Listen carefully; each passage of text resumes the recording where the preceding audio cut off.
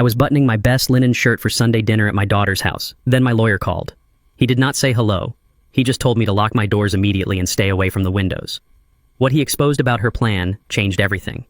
Before I continue this story, let me know where you are watching from in the comments below. Hit like and subscribe if you have ever had to stand up to family who underestimated your worth. My name is Morgan Hayes. I am 69 years old. I spent my entire adult life moving heavy machinery across the frozen highways of Chicago. I built a logistics empire from a single rusted flatbed truck. I sacrificed my own comfort to guarantee my daughter Kendra would never know the bitter sting of poverty. Now she was using the elite education I paid for to erase me from society. The ultimate betrayal does not come from enemies in boardroom suits.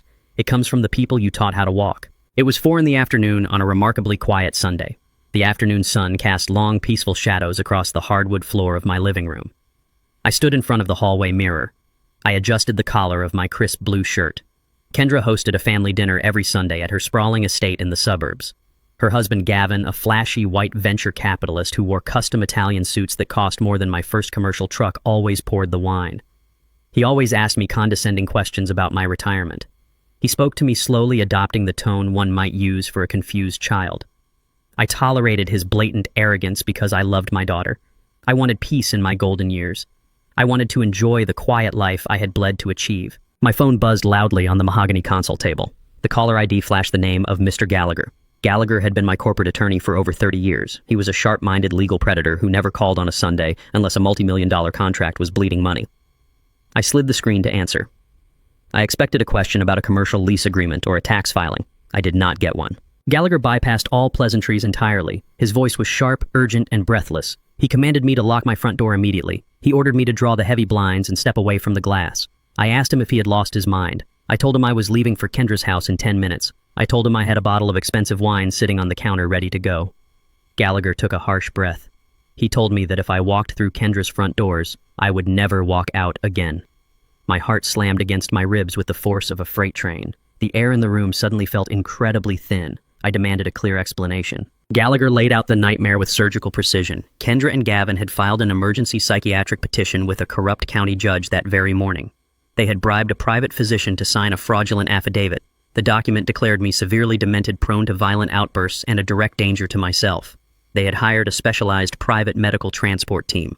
This team was waiting inside Gavin's guest house at that exact moment. They were not waiting with a warm dinner. They were waiting with heavy-duty restraints and syringes filled with powerful chemical sedatives. If I knocked on their door, 2 orderlies would tackle me to the floor. They would inject me, strap me to a gurney, and transport me to a locked memory care facility across state lines.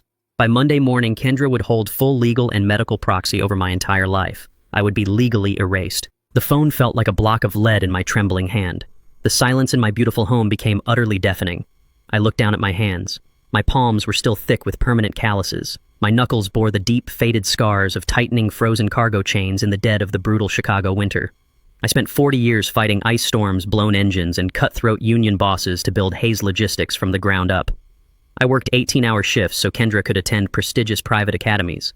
I paid her tuition at an elite university in full. I bought her first car. I walked her down the aisle and handed her over to Gavin. Gavin was a man whose manicured hands had never touched a day of hard labor. Gavin traded fake money on glowing computer screens. He lived on credit and pure arrogance. Now my own flesh and blood was conspiring with that arrogant thief to lock me in a chemical prison. They did not care about my health. They wanted my assets. They needed absolute control over my blind trust to fund their extravagant lifestyle. They thought my quiet retirement meant my mind had gone soft. They saw my faded denim jackets and my quiet demeanor and assumed I was a weak, senile old man. They mistook my silence for vulnerability. They forgot who built the ground they stood on. The sheer audacity of their plan made my blood run cold. They intended to steal my freedom under the guise of familial love. I could picture the scene perfectly. Kendra would cry fake tears to the neighbors. Gavin would play the tragic, supportive husband. They would tell everyone that my mind had slipped away so fast they had no choice but to intervene. They would host cocktail parties in the mansion I paid for, soaking up sympathy while I rotted in a sedated haze in a windowless room. The rage that ignited in my chest was not a hot, explosive anger. It was a cold, calculating fury. It was the same icy resolve I used to dismantle rival trucking companies decades ago. I had spent the last 10 years reading books, fishing, and tending to my garden. I had put my armor away. Kendra and Gavin assumed the armor no longer existed. They were severely mistaken. I was not a victim waiting to be slaughtered. I was an engineer. I knew how to dismantle a structure piece by piece until the entire foundation collapsed. Gallagher urged me to pack a bag and leave the house immediately. He told me to go to a hotel and wait for him to file a counter-injunction. I refused his advice. Hiding is a defensive maneuver. I learned in the bitter freight yards of the Midwest that you never run from a fight you did not start. I told Gallagher to stand by his phone. I hung up the call. I needed to verify this monstrous betrayal with my own eyes. I needed to know exactly how far my daughter was willing to go to destroy me. I pulled out my phone and opened a text message to Kendra. I forced my fingers to remain perfectly steady. I typed a simple, innocent message. I told her the starter motor on my truck was completely dead. I told her I was stuck at home waiting for a tow truck and could not make it to Sunday dinner. I hit send. I walked into my home office and booted up my advanced security monitor. The glowing screen displayed high-definition feeds from all 4 angles of my property. I sat in my heavy leather desk chair and waited in the silence. I did not have to wait long. Exactly 10 minutes later, the heavy roar of a diesel engine shattered the peace of my quiet suburban street. An unmarked white cargo van violently breached my driveway. The driver did not care about subtlety. The heavy tires tore up the manicured grass near the front gate. The van skidded to a halt mere feet from my front porch steps. The side door slid open with a loud metallic crash. 2 massive men wearing dark blue medical scrubs stepped out. They possessed the thick, muscular builds of prison guards. They flanked the passenger door of the van. I watched the high-definition screen with unblinking eyes. The 2 massive orderlies moved toward my front porch with practiced, aggressive efficiency. One of them unclipped a heavy canvas restraint belt from his belt loop. The other casually checked a silver metal case that undoubtedly held the chemical sedatives Gallagher had warned me about.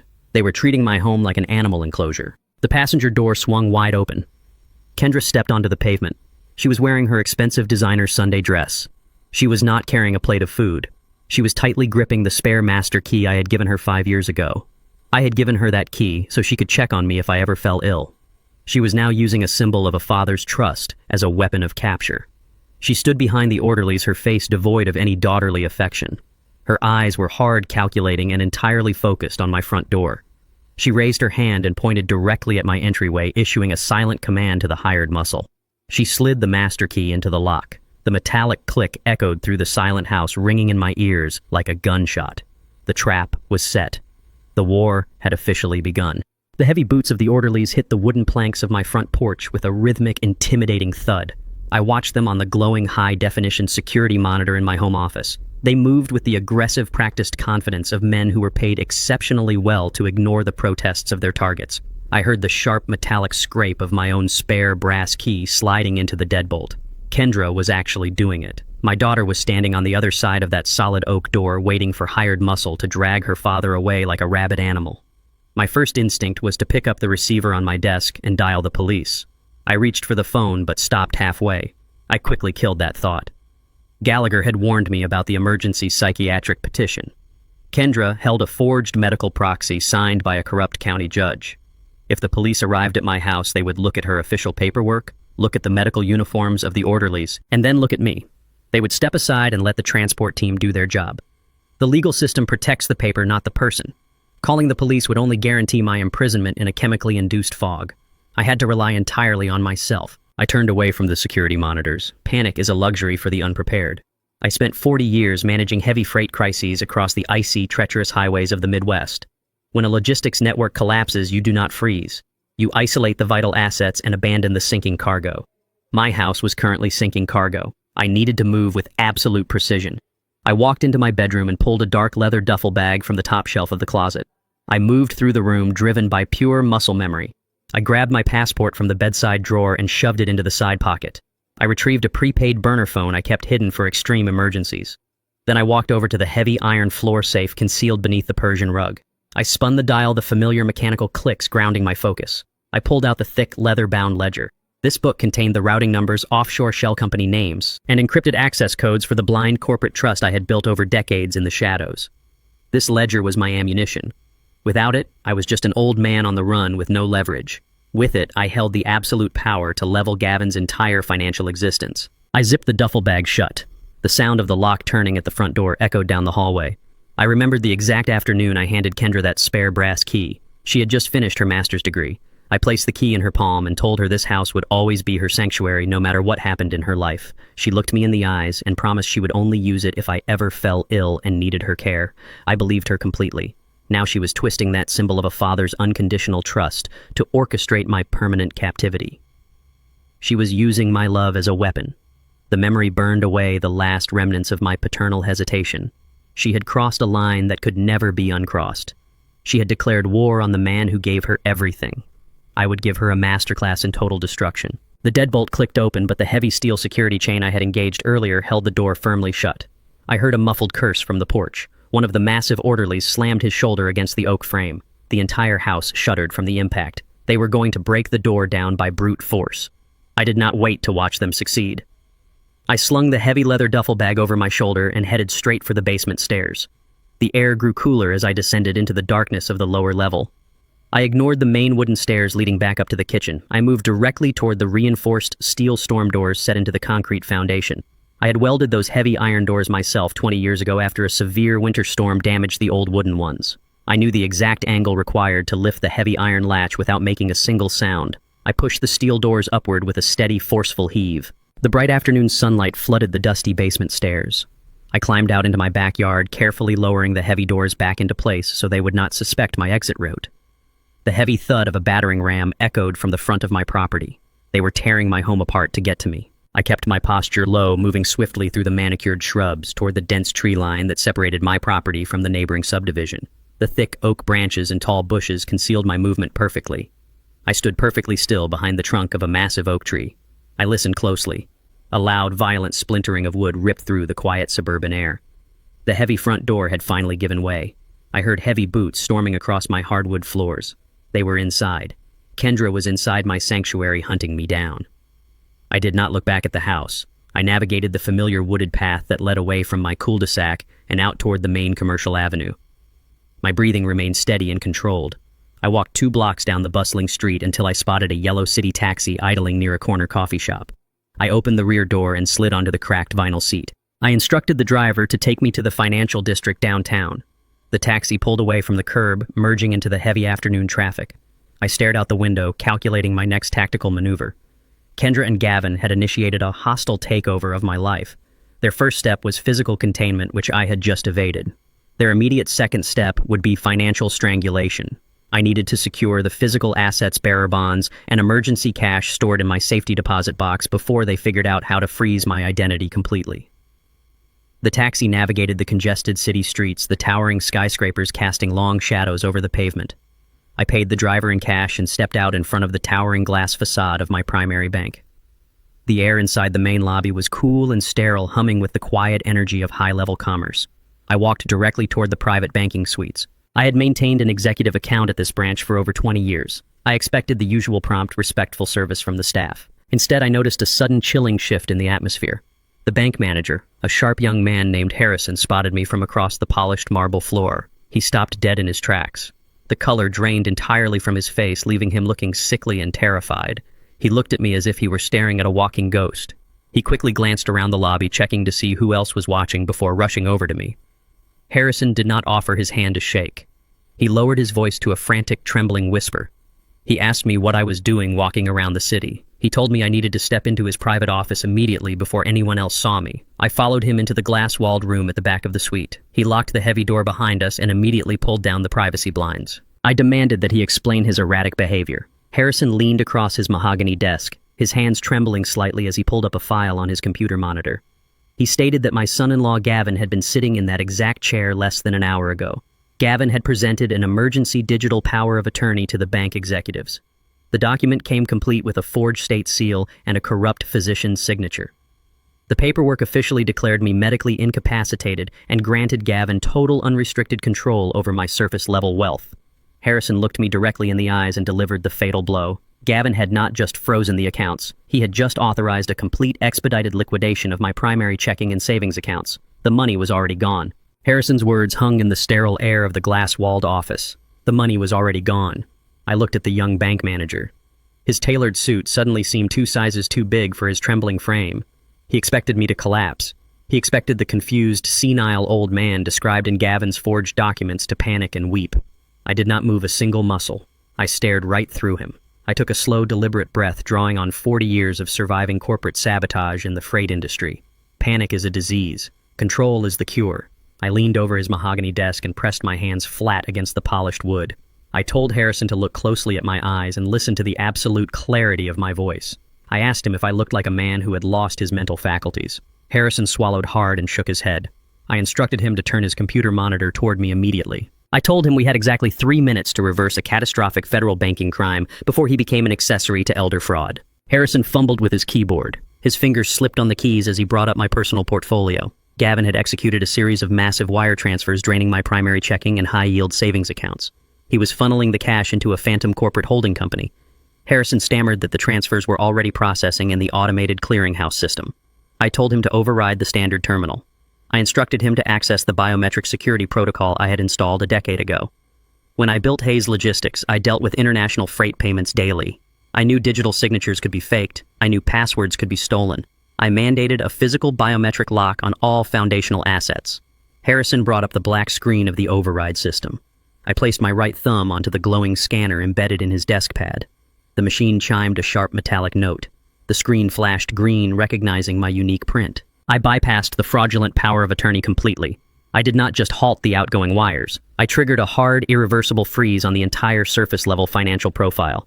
Every account, every credit line, and every routing number tied to my social security number locked down like a steel vault.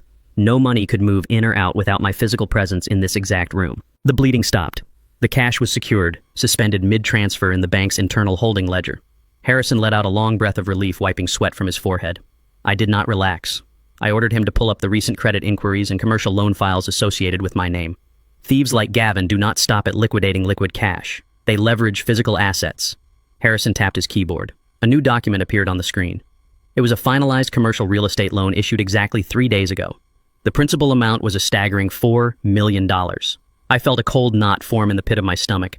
I read the details of the collateral securing the loan. It was not a commercial warehouse. It was not a fleet of transport trucks. It was the deed to my original family home on the south side. A profound, dangerous silence filled the office. Gavin had used my home to secure his dirty money.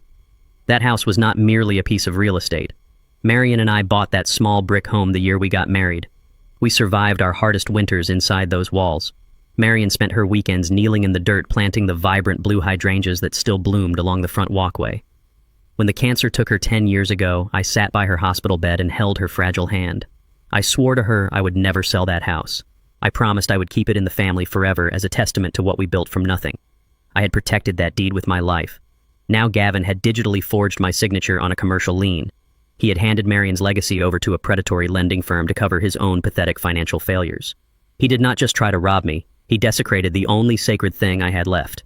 The last trace of paternal mercy I held for my daughter vanished. Kendra knew exactly what that house meant to me. She had authorized this violation. Harrison interrupted my thoughts. He pointed a trembling finger at the bottom corner of his computer screen. A red notification box was flashing rapidly. He warned me that initiating a total biometric freeze automatically triggered a high-priority security alert. A text message and an automated phone call had just been dispatched to the primary authorized contact on the account. Gavin's phone was ringing right now. He knew the transfers had failed. He knew the accounts were locked. He knew I was alive, lucid, and fighting back. The element of total surprise was gone. I thanked Harrison for his cooperation. I advised him to document every second of our interaction for the inevitable federal investigation.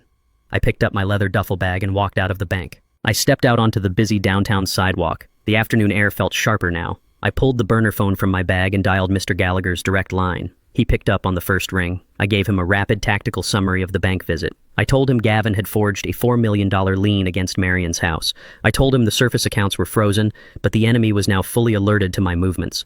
I instructed Gallagher to meet me in 20 minutes at an underground parking garage 3 blocks away from the financial district. I needed a secure environment away from street cameras and prying eyes. I walked briskly through the dense city crowds, keeping my head down and my posture unassuming.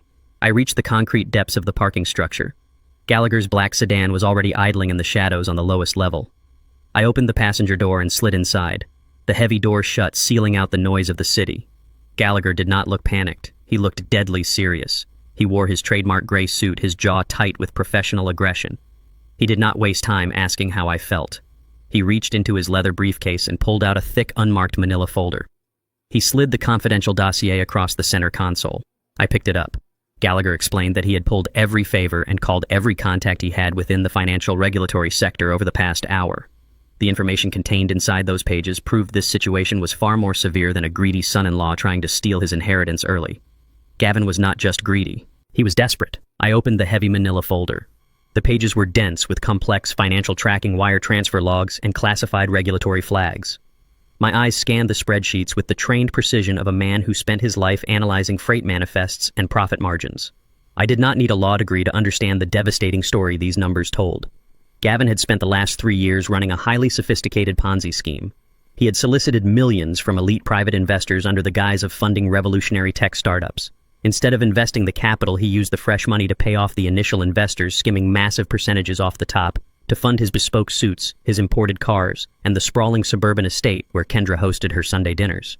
The entire foundation of their luxurious life was built on a crumbling house of cards. I flipped to the final page of the dossier. It contained a confidential alert from the Securities and Exchange Commission. The government watchdogs had flagged his accounts 30 days ago. They were actively assembling a grand jury to secure a federal indictment for wire fraud and massive corporate embezzlement. The net was closing around Gavin's neck. He was a trapped animal facing decades in a federal penitentiary. I looked up from the documents and met Gallagher's grim stare. The puzzle pieces violently snapped into place. Gavin did not just want my money to maintain his wealthy lifestyle. He needed an immediate massive infusion of untraceable cash to satisfy his furious investors and stall the federal investigation. He needed millions of dollars to plug the gaping hole in his fraudulent ledger before the government auditors kicked down his office doors. My $4 million family home was merely a temporary bandage to stop the bleeding. The ultimate prize was the blind corporate trust I had hidden in the shadows. The trust contained enough liquid capital to erase Gavin's crimes completely. But he could not access the trust through normal theft. He needed to be my legal guardian. He needed a judge to declare me incompetent so he could bypass the corporate firewalls and drain the trust legally. Kendra was not just a greedy daughter trying to steal her inheritance early. She was an active accomplice in a desperate criminal conspiracy to save her husband from federal prison. She was willing to chemically sedate her own father and lock him in a psychiatric ward for the rest of his natural life to protect her social status and her husband's freedom. The sheer terrifying magnitude of their plot solidified my resolve into unbreakable iron. They were playing a game of total annihilation. I closed the manila folder and rested my calloused hand on the cover. I turned to Gallagher. I told him we were no longer playing defense. We were going to war. The pages inside the heavy manila folder were dense with complex financial tracking wire transfer logs and classified regulatory flags. My eyes scanned the spreadsheets with the trained precision of a man who had spent his life analyzing freight manifests and profit margins. I did not need a law degree to understand the devastating story these numbers told. Gavin had spent the last 3 years running a highly sophisticated Ponzi scheme. He had solicited millions from elite private investors under the guise of funding revolutionary logistics technology startups. The irony was sickening. He used the very industry I bled for to orchestrate his massive fraud. I looked at the forged routing schedules and the fake profit margins. Gavin had created dummy corporations and rented empty warehouse spaces to show his investors an illusion of rapid growth. The fuel expenditures were entirely blank. The transit times were mathematically impossible. Gavin was a child playing a dangerous game. Instead of investing the capital, he used the fresh money to pay off the initial backers. He skimmed massive percentages off the top to fund his bespoke Italian suits, his imported luxury cars, and the sprawling suburban estate where Kendra hosted her Sunday dinners. The entire foundation of their luxurious life was built on a crumbling house of cards. I flipped to the final page of the dossier. It contained a confidential alert from the Securities and Exchange Commission. The government watchdogs had flagged Gavin's accounts 30 days ago. They were actively assembling a grand jury. The federal auditors were preparing an immediate indictment for wire fraud and massive corporate embezzlement. The net was closing around Gavin. He was a trapped animal facing decades in a federal penitentiary. He needed an immediate massive infusion of untraceable cash. He needed exactly $12 million by Friday to satisfy his furious investors and stall the federal investigation. The $4 million loan he fraudulently secured against my family home was merely a temporary bandage to stop the bleeding. The ultimate prize was the blind corporate trust I had hidden in the shadows. That trust contained enough liquid capital to erase Gavin's crimes completely, but he could not access the trust through normal theft. He needed to be my legal guardian. He needed a judge to declare me incompetent so he could bypass the corporate firewalls and drain the trust legally. Kendra was not just a greedy daughter trying to steal her inheritance early. She was an active accomplice in a desperate criminal conspiracy to save her husband from federal prison. She was willing to chemically sedate her own father and lock him in a psychiatric ward for the rest of his natural life to protect her social status. The sheer terrifying magnitude of their plot solidified my resolve into unbreakable iron. They were playing a game of total annihilation. I closed the manila folder and rested my calloused hand on the cover. I turned to Gallagher in the dim light of the parking garage. I told him we were no longer playing defense. We were going to war. I learned corporate warfare in the brutal, cutthroat shipping industry of Chicago. Decades ago, rival freight companies tried to run my trucks off the road. They undercut my contracts and intimidated my drivers. I learned early on that you never fight an enemy where they are strong. You do not match their aggression with shouting. You buy the ground they stand on. You take control of their oxygen. Gavin thought his strength was his legal maneuverings and his high society connections. His actual weakness was his crushing immediate debt. I scanned the list of defrauded investors in Gallagher's file. One name stood out immediately: Dominic Thorne. Thorne was a ruthless private equity manager who had sunk $8 million into Gavin's fraudulent tech fund. According to the internal notes, Thorne was threatening immediate civil litigation that would shatter Gavin's facade and alert the press. Thorne wanted his money back immediately, and he was willing to sell the debt at a severe loss just to wash his hands of the impending federal scandal. I looked at Gallagher. I instructed him to contact Dominic Thorne's legal team right now. I ordered Gallagher to legally purchase Gavin's debt through an anonymous offshore shell company. We would offer Thorne 50 cents on the dollar for the immediate quiet transfer of the promissory notes. It was a massive financial hit to my liquid reserves, but I knew a man like Thorne would take guaranteed cash over a drawn-out federal bankruptcy case. Gallagher smiled a razor-thin smile. He pulled out his encrypted tablet and began drafting the acquisition contracts right there in the passenger seat of his car. The wire transfers moved swiftly through secure channels in the Cayman Islands to obfuscate the origin of the funds. I watched the transaction clear on the screen. By executing this single maneuver, I was no longer just an escaped target. I was secretly Gavin's largest creditor. I held the absolute legal authority to demand immediate repayment of the $8 million. I held the leash around his neck. I could pull it whenever I chose, and Gavin would have absolutely no idea who was choking him to death. I instructed Gallagher to drop me off at a secure hotel on the edge of the financial district. I needed a secure environment away from street cameras and prying eyes to monitor the fallout. Gallagher handed me a fresh burner phone and a magnetic keycard to a penthouse suite registered under a corporate alias. He promised to keep monitoring the county court system for any further psychiatric petitions filed in my name. I stepped out of his car and walked into the sterile, quiet lobby of the hotel. I rode the private elevator to the top floor. The silence of the hotel room was a stark contrast to the violent upheaval of my life. I walked into the bathroom and splashed cold water on my face. Staring into the mirror, I reckoned with the permanent death of my family bond. The man looking back at me was no longer a father trying to understand his daughter. He was an engineer tearing down a corrupt structure. I walked over to the large windows and looked out over the sprawling city skyline. I had spent a lifetime building a fortress to protect my family, only to have them try and bury me beneath it. I walked over to the nightstand and turned on the television to drown out the heavy silence of the room. I flipped the channel to the local news broadcast. I intended to watch the weather report. Instead, the screen flashed a breaking news banner. My own face filled the high-definition screen. It was a photograph taken at Kendra's wedding. I was smiling, looking proud and strong. Below my face, a bright red banner screamed the words, "Silver Alert." The camera cut to a live press conference taking place on the front steps of my daughter's estate. Kendra stood at a podium surrounded by a dozen local reporters and flashing camera lights. Gavin stood firmly by her side, holding her shoulder in a display of manufactured grief. Kendra stared directly into the camera lenses. Tears streamed down her face in a flawless, Oscar-worthy performance. Her voice cracked with perfectly calibrated sorrow. She begged the public to help find her severely confused and wandering father. She claimed my dementia had reached a critical stage and that I was suffering from severe paranoid delusions. She warned the city that I was a danger to myself and needed immediate medical restraint. Gavin stepped to the microphone and announced a massive $50,000 cash reward for any citizen who located me and contacted the authorities immediately. My heart hammered against my ribs. They were using the media to turn the entire city into their personal hunting party. Every person on the street was now a potential threat looking for a payout. I sat on the edge of the rigid mattress in my secure hotel room, staring at the flat-screen television mounted on the beige wall. My own face stared back at me. It was a photograph taken at Kendra's lavish wedding, plastered across the local morning news broadcast beneath a bold, flashing red banner that read, "Silver Alert." The volume was muted, but the closed captions scrolling frantically across the bottom of the screen painted a pathetic, infuriating picture. Kendra was standing in front of a cluster of news microphones on the manicured lawn of her estate. She was dabbing at her perfectly dry eyes with a monogrammed tissue. She begged the citizens of Chicago to help locate her wandering, severely confused father. Gavin stood firmly behind her, gripping her shoulder tightly, playing the role of the terrified, supportive son-in-law to perfection. They had weaponized my absence. They turned the entire city into a massive civilian dragnet, assuming I would cower in the shadows until a random patrol car spotted me and dragged me into their chemical cage. They were banking heavily on my fear of the authorities. They fundamentally misunderstood my nature. I did not fear the authorities. I knew how to use them. I turned off the television, plunging the room into silence. I dressed in my faded denim jacket, a heavy flannel shirt, and my scuffed leather work boots.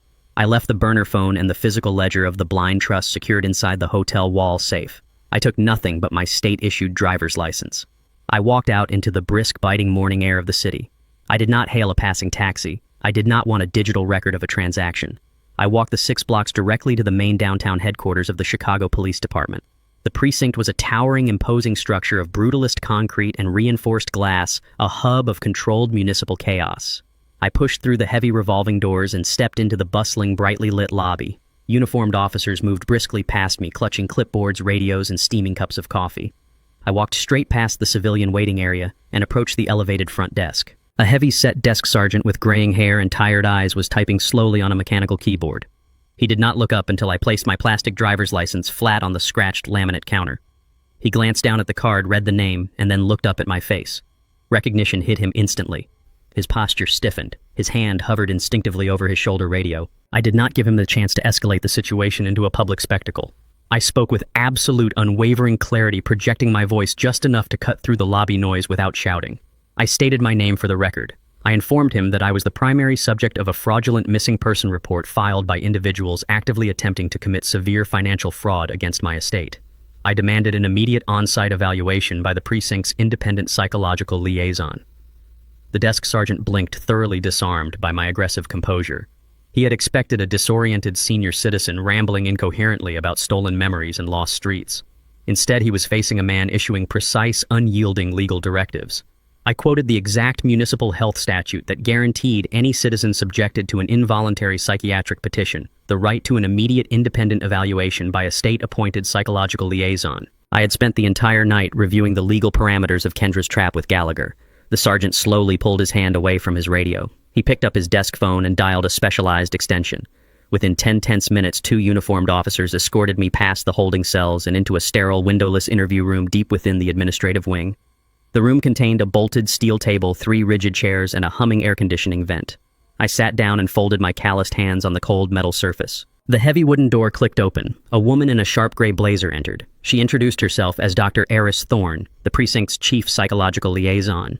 She carried a thick clipboard and wore a deeply skeptical expression. She had clearly read the fraudulent petition Kendra had submitted to the courts. She sat across from me and placed a digital voice recorder directly in the center of the steel table. She pressed a red button. The device beeped. She informed me that this evaluation would be recorded in its entirety and used in a court of law to determine my permanent medical autonomy. I nodded firmly. I looked her directly in the eyes and told her to begin. The evaluation was a relentless, grueling intellectual interrogation explicitly designed to break down the fragile facades of dementia. Dr. Thorne did not lob simple patronizing questions about the current date, the season, or the name of the sitting president. She initiated highly complex cognitive stress tests. She asked me to recount reverse chronological sequences of my life, demanding I calculate descending mathematical intervals, while simultaneously recalling obscure historical data and shifting variables. I did not hesitate. I did not stumble over a single syllable. I answered her rapid-fire questions with the rhythmic, mechanical precision of a ticking clock. When she shifted the evaluation to spatial reasoning and advanced cognitive mapping, she placed a series of blank grid papers on the table. She asked me to replicate intricate, asymmetrical geometric patterns from memory after viewing her master copies for only 10 seconds. I looked at the blank grids and felt a familiar, comforting calm wash over my mind. Dr. Thorne thought she was testing the limits of my short-term memory. She did not know she was challenging a man who had spent 40 years reading complex mechanical engineering schematics in the dimly lit cabs of massive diesel trucks. When an 18-wheeler suffers a catastrophic engine failure on an icy highway at 3 in the morning, you do not have the luxury of referencing a service manual. You memorize the internal geometry of the heavy transmission. You map the intricate web of pneumatic brake lines in your head. You calculate torque ratios in the dark. I picked up the pencil. I drafted her geometric patterns flawlessly, connecting the vertices with sharp, unyielding strokes. I did not just replicate her shapes. I corrected a minor structural flaw in one of her advanced spatial diagrams, pointing out that her load-bearing angle would collapse under pressure. Dr. Thorne sat back in her chair, lowering her clipboard. The professional skepticism vanished from her eyes, instantly replaced by genuine, undeniable astonishment. She spent 2 continuous hours probing every hidden corner of my psyche, aggressively searching for the slightest tremor of confusion, the faintest shadow of cognitive decline. She found absolutely nothing but hardened steel. She reached forward and turned off the digital voice recorder. She clicked her pen and signed her name with a flourish at the bottom of a heavy stack of official county forms. She pushed a formal declaration of competence across the steel table. She looked me directly in the eyes and stated for the record that I possessed an exceptional cognitive function that easily surpassed men half my age. The document sitting in front of me legally invalidated Kendra's forged medical proxy. It certified my absolute sanity and permanent autonomy. I thanked her, folded the heavy parchment, and placed it securely in the inner breast pocket of my denim jacket. I had won the first critical battle on their home turf. Dr. Thorne instructed me to wait in the interview room while she processed the clearance codes with the front desk to officially cancel the statewide silver alert. I sat alone in the quiet room, mentally preparing for my next immediate strike against Gavin's collapsing Ponzi scheme. The heavy wooden door suddenly swung open. It was not Dr. Thorne returning with my final clearance papers. A tall, broad-shouldered police lieutenant walked into the room. He wore a crisp white uniform shirt adorned with gleaming brass insignia.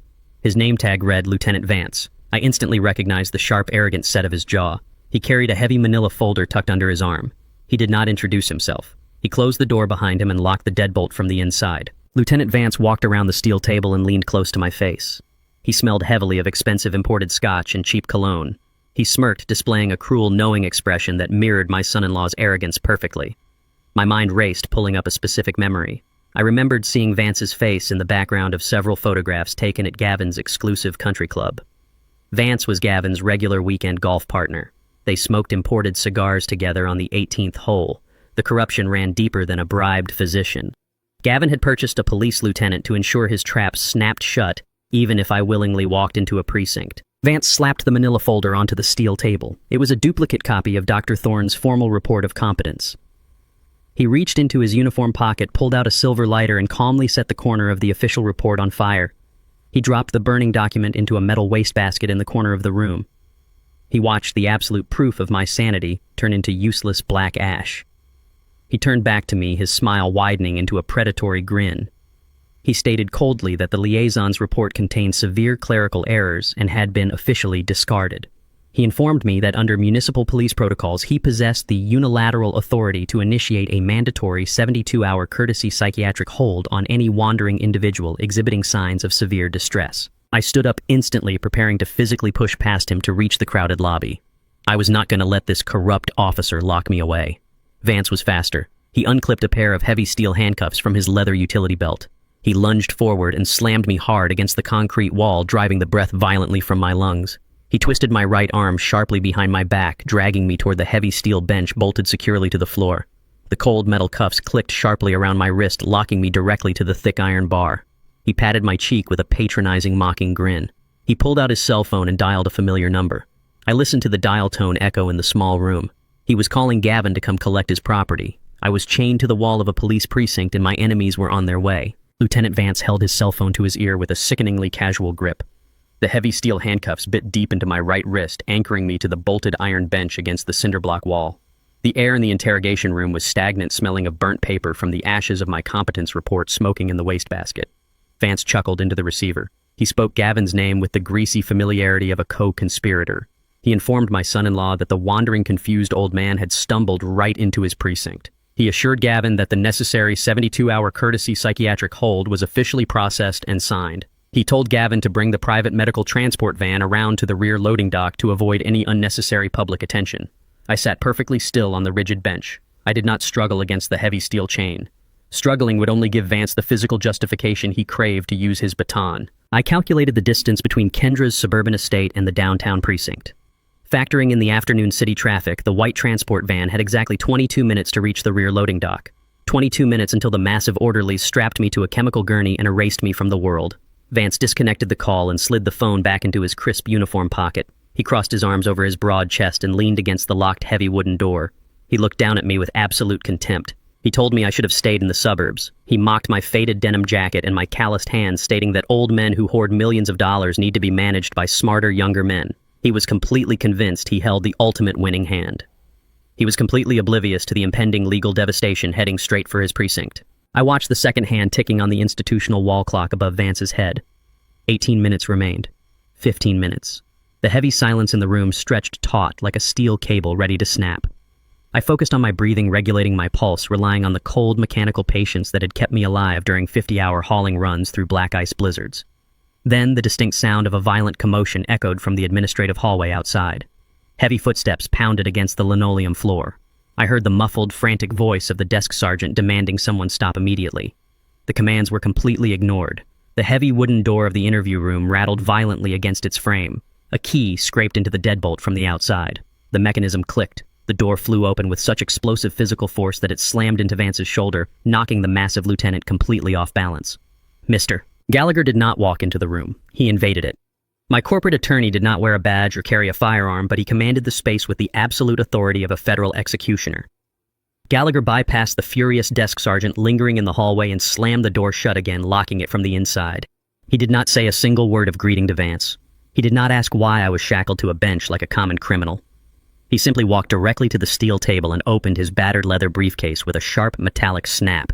Lieutenant Vance recovered his footing, his face flushing with immediate violent anger. He placed his hand heavily on the grip of his service weapon and demanded to know who Gallagher was and how he had bypassed the secure perimeter. Gallagher ignored the threat of the firearm entirely. He reached into his briefcase and extracted a thick stack of legal documents bound by a heavy blue clip. He slammed the papers onto the steel table with a force that echoed like a gunshot in the small room. He looked Vance directly in the eyes and introduced himself as my chief legal counsel. Gallagher then proceeded to verbally dismantle the corrupt lieutenant with terrifying clinical precision. He tapped the top document on the stack. It was an emergency federal injunction signed by a district judge just 10 minutes prior, explicitly prohibiting the city police department from transferring me into any private medical custody. Vance's arrogant sneer began to falter, but he tried to maintain his authoritative posture. He claimed he was executing a lawful courtesy hold for a disturbed citizen. Gallagher did not let him finish the sentence. He slid a second document across the cold metal surface. It was a fully drafted, unfiled civil rights lawsuit. Gallagher instructed Vance to read the bold print at the top of the page. The lawsuit did not target the city police department. It targeted Lieutenant Vance personally. It detailed multiple counts of false imprisonment, destruction of official medical records, and active conspiracy to commit wire fraud. Gallagher leaned across the table, invading Vance's personal space. He informed the lieutenant that the digital security cameras in the precinct lobby had already recorded my voluntary entry and my subsequent transport to the interview room. He stated that the ashes of Dr. Thorne's official competence report sitting in the wastebasket were a federal offense waiting to be prosecuted. Gallagher explicitly promised Vance that if he did not remove the handcuffs within the next 10 seconds, he would personally ensure the lieutenant lost his pension, his badge, and his freedom. I sat on the bench and watched Gallagher work his craft. I felt a deep, resonant surge of respect for the man. Gallagher and I had learned to fight together in the brutal, bloody trenches of the Chicago freight yards in the late 1980s. We had faced down corrupt union bosses who used baseball bats and slashed tires to intimidate independent drivers. We learned a vital lesson during those violent years. You cannot negotiate with a corrupt bully. You cannot appeal to their morality because they do not possess any. You must locate their most vulnerable pressure point and crush it with overwhelming, undeniable force. Corrupt men operate under the false assumption that their uniforms or their titles make them invincible. Gallagher knew how to use terrifying, irrefutable paperwork to strip away that invincibility and expose the coward hiding beneath the badge. Lieutenant Vance stared down at the drafted civil rights lawsuit. The violent red flush drained entirely from his face, leaving his skin a sickly pale gray. He looked at the federal injunction, recognizing the authentic signature of a judge who despised police corruption. Vance realized instantly that Gavin's country club promises of financial kickbacks could not protect him from a catastrophic federal indictment. The venture capitalist was playing with phantom money, but Gallagher was playing with real, permanent legal destruction. Vance's hands began to tremble. The false bravado evaporated, leaving a terrified, cornered man. He did not say another word. He unclipped the small silver key from his utility belt. He stepped cautiously toward the steel bench, entirely avoiding my gaze. He inserted the key into the heavy steel cuffs. The locking mechanism clicked open. The cold metal fell away from my wrist. I rubbed the deep red indentation on my skin, standing up slowly to my full height. I towered over the defeated lieutenant. I did not thank him. I adjusted the collar of my denim jacket, picked up my leather duffel bag, and walked out of the interview room. Gallagher followed closely behind me, leaving Vance standing alone in the suffocating silence of his ruined career. We walked out of the concrete precinct and stepped onto the busy downtown sidewalk. The crisp, biting wind of the city hit my face, clearing the stagnant air of the holding cell from my lungs. I was a free man. The 72-hour psychiatric hold was officially dead. The white transport van pulling into the rear loading alley of the station would find absolutely nothing but an empty room and a terrified police lieutenant. However, as I stood on the pavement watching the yellow taxis speed past, a cold realization settled heavily over my mind. The element of total surprise was completely gone. I had frozen the massive bank accounts. I had secretly purchased Gavin's toxic corporate debt. I had legally blocked their medical transport. Gavin and Kendra now knew beyond a shadow of a doubt that I was fully awake, completely lucid, and actively fighting back with devastating legal force. They would not simply surrender. Gavin was backed into a corner by the impending federal investigation into his Ponzi scheme. He needed my hidden trust fund to survive. Desperate animals do not retreat when wounded. They become wildly unpredictable and incredibly dangerous. I realized I could not defeat a lie of this magnitude from the outside. Hiding behind federal injunctions and hotel walls would only result in a prolonged, agonizing legal stalemate. Kendra would continuously spin her media narrative, crying to the local news stations about her missing demented father, slowly poisoning my legacy in the public eye. I needed to destroy their plot from the inside out. I needed to gather undeniable physical proof of their criminal conspiracy, and the only place that proof existed was inside their sprawling suburban fortress. I turned to Gallagher on the noisy sidewalk. I instructed him to put his briefcase away. I told him I needed him to draft a new, highly specific document immediately. Gallagher looked at me with deep concern, asking what kind of injunction I wanted next. I told him I did not want an injunction. I wanted a temporary surrender document. I explained my strategy with cold, mechanical precision. I was going to stop running. I was going to willingly walk straight into the belly of the beast. I was going to knock on Kendra's front door and hand myself over to their custody. Gallagher stared at me in absolute shock, telling me I was walking into a lethal trap. I looked back at the towering police precinct, then turned my gaze toward the affluent suburbs. I told my lawyer that a trap is only lethal if you do not know how it is built. I built the foundation of their entire world. I knew exactly how to tear it down. I grabbed my duffel bag and flagged down a passing taxi. It was time to go home to my daughter. The yellow taxi idled in front of the towering wrought iron gates of Kendra's estate. The sprawling property sat at the end of a private cul-de-sac surrounded by ancient oaks and meticulously manicured hedges. I paid the driver in cash and stepped out onto the cobblestone driveway. I slung my heavy leather duffel bag over my shoulder. I stood in the shadow of the massive stone pillars. It was time to become the exact victim they desperately wanted me to be. I let my shoulders slump forward. I relaxed my jaw and allowed my eyes to glaze over with a manufactured, vacant exhaustion. I slowed my breathing, adopting the shallow, erratic rhythm of a frightened, disoriented old man whose spirit had finally shattered under the weight of a confusing world. I walked up the long, sweeping driveway with a deliberate, shuffling gait. I reached the grand mahogany front doors and rang the brass bell. I waited in the cold evening air. The heavy door swung open. Kendra stood in the entryway. Gavin was right behind her. For a fraction of a second, I saw pure, unadulterated panic flash across their faces. They knew I had escaped the police precinct. They knew my lawyer had ambushed their corrupt lieutenant. They expected me to be halfway across the country securing my assets from a fortified legal bunker. They never expected me to willingly walk directly into their primary stronghold. I played my part flawlessly. I let my duffel bag slip from my shoulder, hitting the marble foyer floor with a dull thud. I looked at Kendra with wide, vulnerable eyes. I told her I was so incredibly tired. I whispered that the police had yelled at me, that everything was so confusing, and that I just wanted to go to sleep. The panic on their faces instantly melted into predatory triumph. Gavin exchanged a quick, arrogant look with my daughter. In their greedy, arrogant minds, the narrative made perfect sense. They assumed Gallagher had managed to spring me from the precinct on a legal technicality, but the sheer stress of the interrogation and the handcuffs had broken my fragile, aging mind. They believed I had wandered back to the only familiar place I knew, seeking comfort from the very people trying to destroy me. Kendra immediately shifted into the role of the tragic, loving caregiver. She reached out and gripped my arm with fake, sickening tenderness. She guided me over the threshold. She told me I was completely safe now, and that she was going to take perfect care of me. Gavin picked up my duffel bag with a smug, self-satisfied grin. He locked the heavy front doors, engaging the deadbolts with a sharp final click. I was officially locked inside the fortress. They ushered me past the grand, sweeping staircase and led me down the long, shadowed hallway toward the secluded downstairs guest suite. The room was expansive, decorated in cold, modern tones, with heavy velvet curtains drawn tightly over the reinforced windows. Gavin dropped my bag onto the edge of the plush, king-sized bed. He told me to get some rest and promised they would sort out all the confusing paperwork in the morning. Kendra offered a hollow, terrifying smile and closed the heavy oak door. I heard the lock engage from the outside. The second the lock clicked, my frail, trembling posture vanished completely. I straightened my back, rolling the tension out of my broad shoulders. My mind shifted instantly back into the cold, calculating rhythm of a corporate tactician. I surveyed the luxurious prison cell. I did not turn on the bedside lamps. I moved silently in the dark, navigating the room by the pale moonlight leaking through the edges of the heavy curtains. I needed to establish an information pipeline directly into their strategic planning sessions. I needed to hear their unvarnished panic. I sat on the edge of the mattress and waited in the absolute silence of the sprawling mansion. I watched the digital clock on my burner phone glow in the darkness. Midnight passed. 1 a.m. passed. I waited until exactly 2 a.m, ensuring the massive house had settled into its deepest, quietest sleep. I stood up and moved deliberately toward the far wall of the guest suite.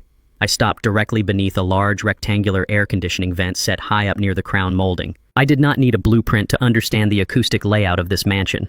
I supervised the construction of this exact house from the ground up. I paid the contractors in full as a lavish wedding gift when Kendra married Gavin. I remembered standing in this very room a decade ago arguing fiercely with the chief HVAC foreman. I had demanded premium sound dampening insulation for the central ductwork.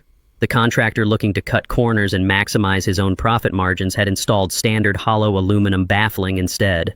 I knew exactly where this specific return air vent led. The ductwork formed a straight, uninsulated vertical shaft leading directly up into the floorboards of Gavin's primary home office on the second level. It was a massive architectural flaw that carried sound waves perfectly. It was now the greatest tactical weapon in my arsenal. I pulled a sturdy wooden chair from the writing desk and placed it quietly beneath the vent. I stepped onto the chair, balancing my weight perfectly to avoid creaking the floorboards. I reached into my pocket and retrieved a small metal coin. I used the edge of the coin to slowly unscrew the 2 flathead bolts securing the painted metal grate. The screws turned smoothly. I carefully lifted the metal cover away and set it on the top of the wardrobe. I reached into the breast pocket of my denim jacket and pulled out a high-capacity digital micro-recorder. I had instructed Gallagher to purchase the device with untraceable cash before he dropped me off. I clicked the small red switch on the side, activating the voice-activated recording function. I reached deep into the cold aluminum ductwork and wedged the tiny black rectangle firmly onto a small metal lip just below the second-floor joists. I replaced the vent cover and tightened the screws. I stepped down from the chair, returning it exactly to its original position. The Trojan horse was officially planted. I lay down on the bed and closed my eyes, resting my body while my mind continued to calculate the next sequence of destruction. The morning sun pierced the edge of the velvet curtains. The house remained deadly quiet. It was 6 a.m. I knew Gavin was an early riser, prone to pacing his office while the stock markets opened. I quietly stood on the chair, unscrewed the vent, and retrieved the micro-recorder. I replaced the grate, stepped down, and sat on the edge of the bed. I plugged a single small earpiece into the device and hit play. I fast-forwarded through hours of dead silence until the audio spiked with the sound of heavy footsteps pacing across hardwood floors. The acoustic quality of the hollow ductwork was terrifyingly clear. I heard Gavin's voice echoing loudly through the speaker. He was bordering on total hysteria. He was shouting into his cell phone, demanding to know why his commercial loan transfers were completely blocked. He cursed the bank manager.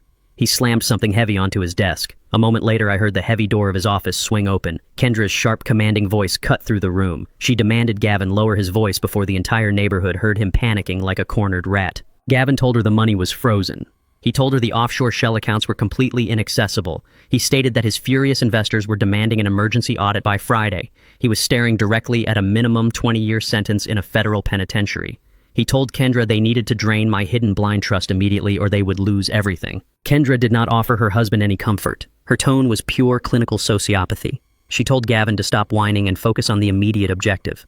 She stated that the court-mandated independent psychiatric evaluator was scheduled to arrive at the estate tomorrow afternoon. This was the final legal hurdle.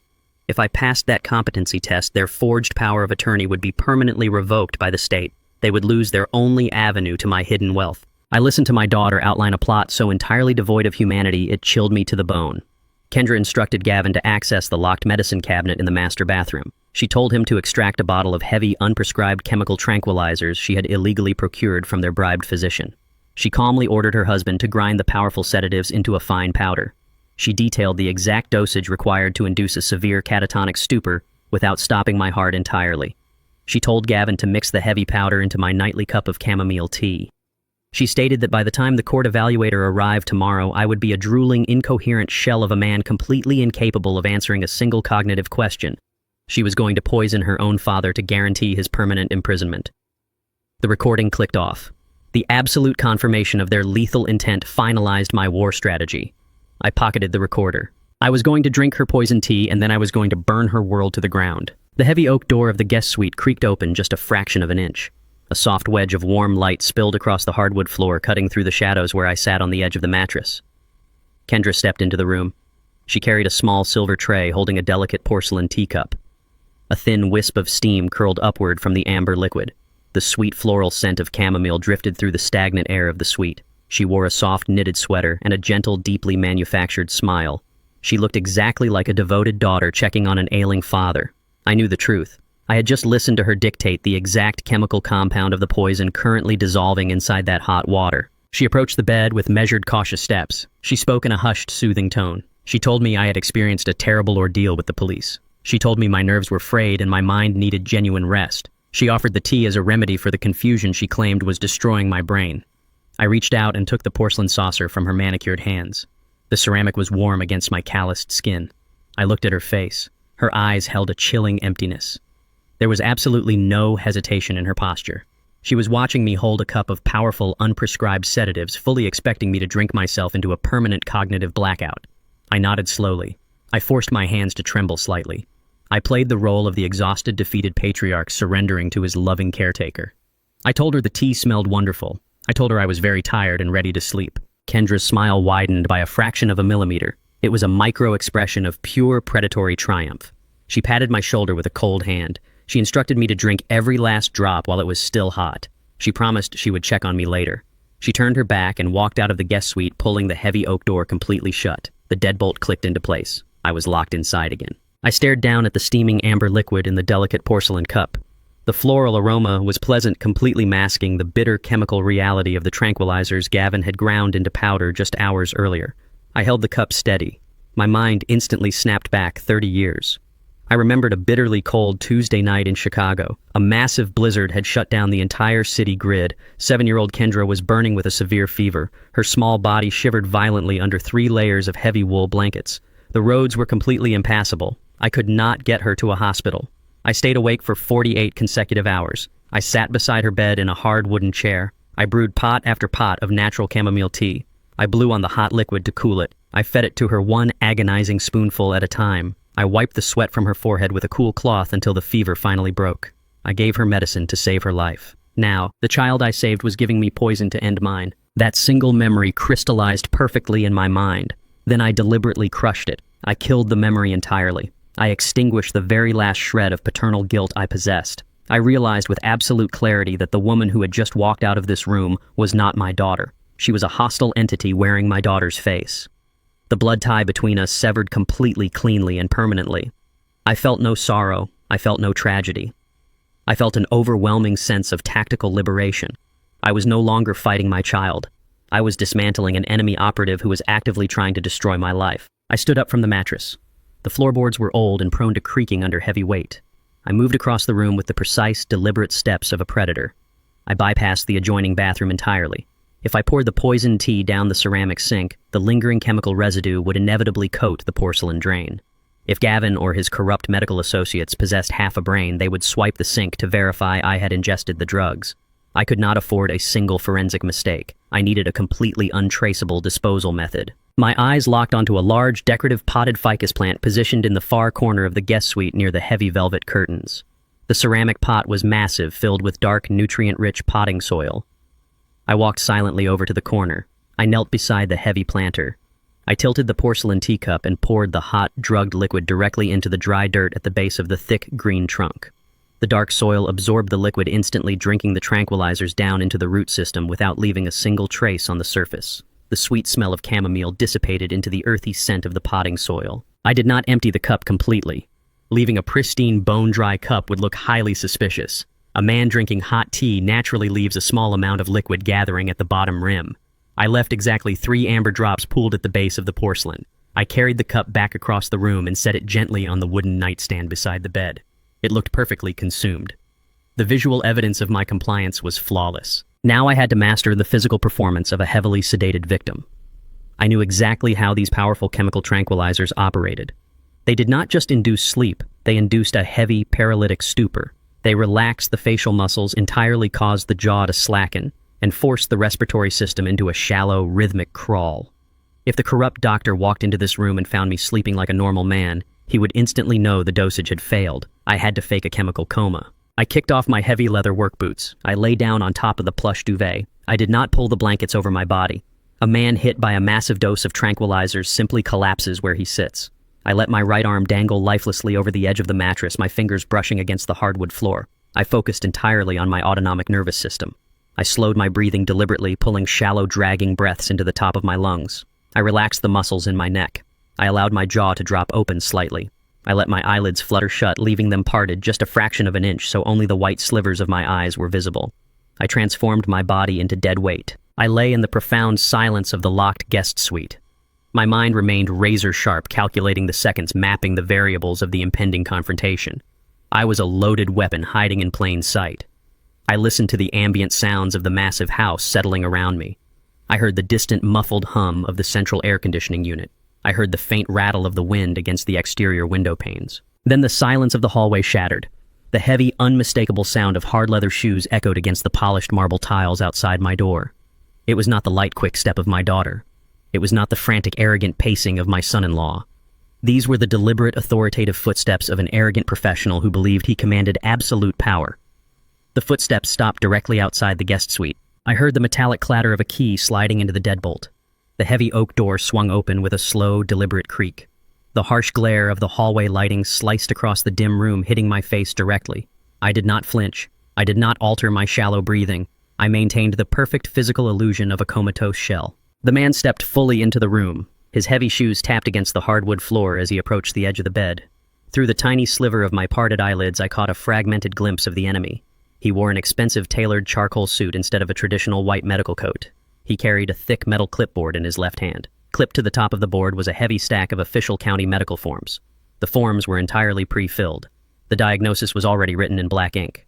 The doctor had not come to evaluate my cognitive function. He had come to rubber stamp a fraudulent diagnosis of severe irreversible dementia for a hefty offshore bribe. The executioner had arrived to sign my death warrant. The man standing at the foot of my bed did not bother to check my pulse. He did not lean in to observe my respiration or examine the dilation of my pupils. He was a physician in name, only a highly paid mercenary hired to execute a medical assassination. He stood under the harsh glare of the recessed ceiling lights, tapping an expensive gold pen against his metal clipboard. I recognized his type instantly. He was a creature of affluent country clubs and private mahogany offices, a man who sold his medical ethics for offshore wire transfers and untraceable cash. He flipped past the first 3 pages of the evaluation without reading a single word. He went straight to the final signature line. He was entirely prepared to legally declare me a permanent ward of the state, while believing I was floating in a chemically induced void. I did not groan, I did not rub my eyes or stretch my stiff limbs. I simply opened my eyes, fully locked my gaze onto his face, and sat up perfectly straight on the edge of the mattress. The doctor jolted backward. The gold pen slipped from his manicured fingers and clattered onto the hardwood floor. His breath caught in his throat. He stared at me with wide, terrified eyes, completely unable to process the absolute lucidity radiating from my posture. He had been explicitly guaranteed by my daughter that I would be heavily sedated, unable to form a coherent sentence, let alone sit upright with the rigid, unyielding posture of a military commander. He scrambled to regain his professional composure. He hastily bent down, retrieved his pen, and cleared his throat. He forced a patronizing, sickeningly gentle smile onto his pale face. He asked me how I was feeling. He spoke to me slowly, articulating his words as if addressing a confused, frightened toddler. He asked me if I knew what day of the week it was, and if I understood why my loving family had brought him here to help me find peace. I did not let him finish his rehearsed, condescending script. I stood up from the mattress, rising to my full height. I stepped forward, invading his personal space, forcing him to crane his neck to maintain eye contact. I spoke with a chilling, absolute clarity that completely shattered his fragile medical authority. I stated his full legal name. I recited his home address. I listed his primary medical license number. I watched the fake, patronizing smile vanish entirely from his face, replaced by a deep, dawning realization that he had walked into a catastrophic trap. He took another step backward, his hip hitting the edge of the heavy wooden writing desk. He clutched his metal clipboard against his chest like a useless shield. I reached into the inner pocket of my denim jacket. I bypassed the official police competence report I had secured earlier in the day. Instead, I withdrew a single folded sheet of standard printer paper. I snapped it open and slapped it face down onto the smooth surface of the coffee table separating us. I ordered him to look at the numbers. The doctor hesitated, his eyes darting toward the locked door, searching for an escape route that did not exist. I pointed to the paper again. He slowly lowered his gaze to the document. It was not a medical chart. It was a high-resolution photocopy of a secure banking deposit slip from a notoriously secretive offshore financial institution located in the Cayman Islands. The document clearly displayed a recent massive deposit of $250,000.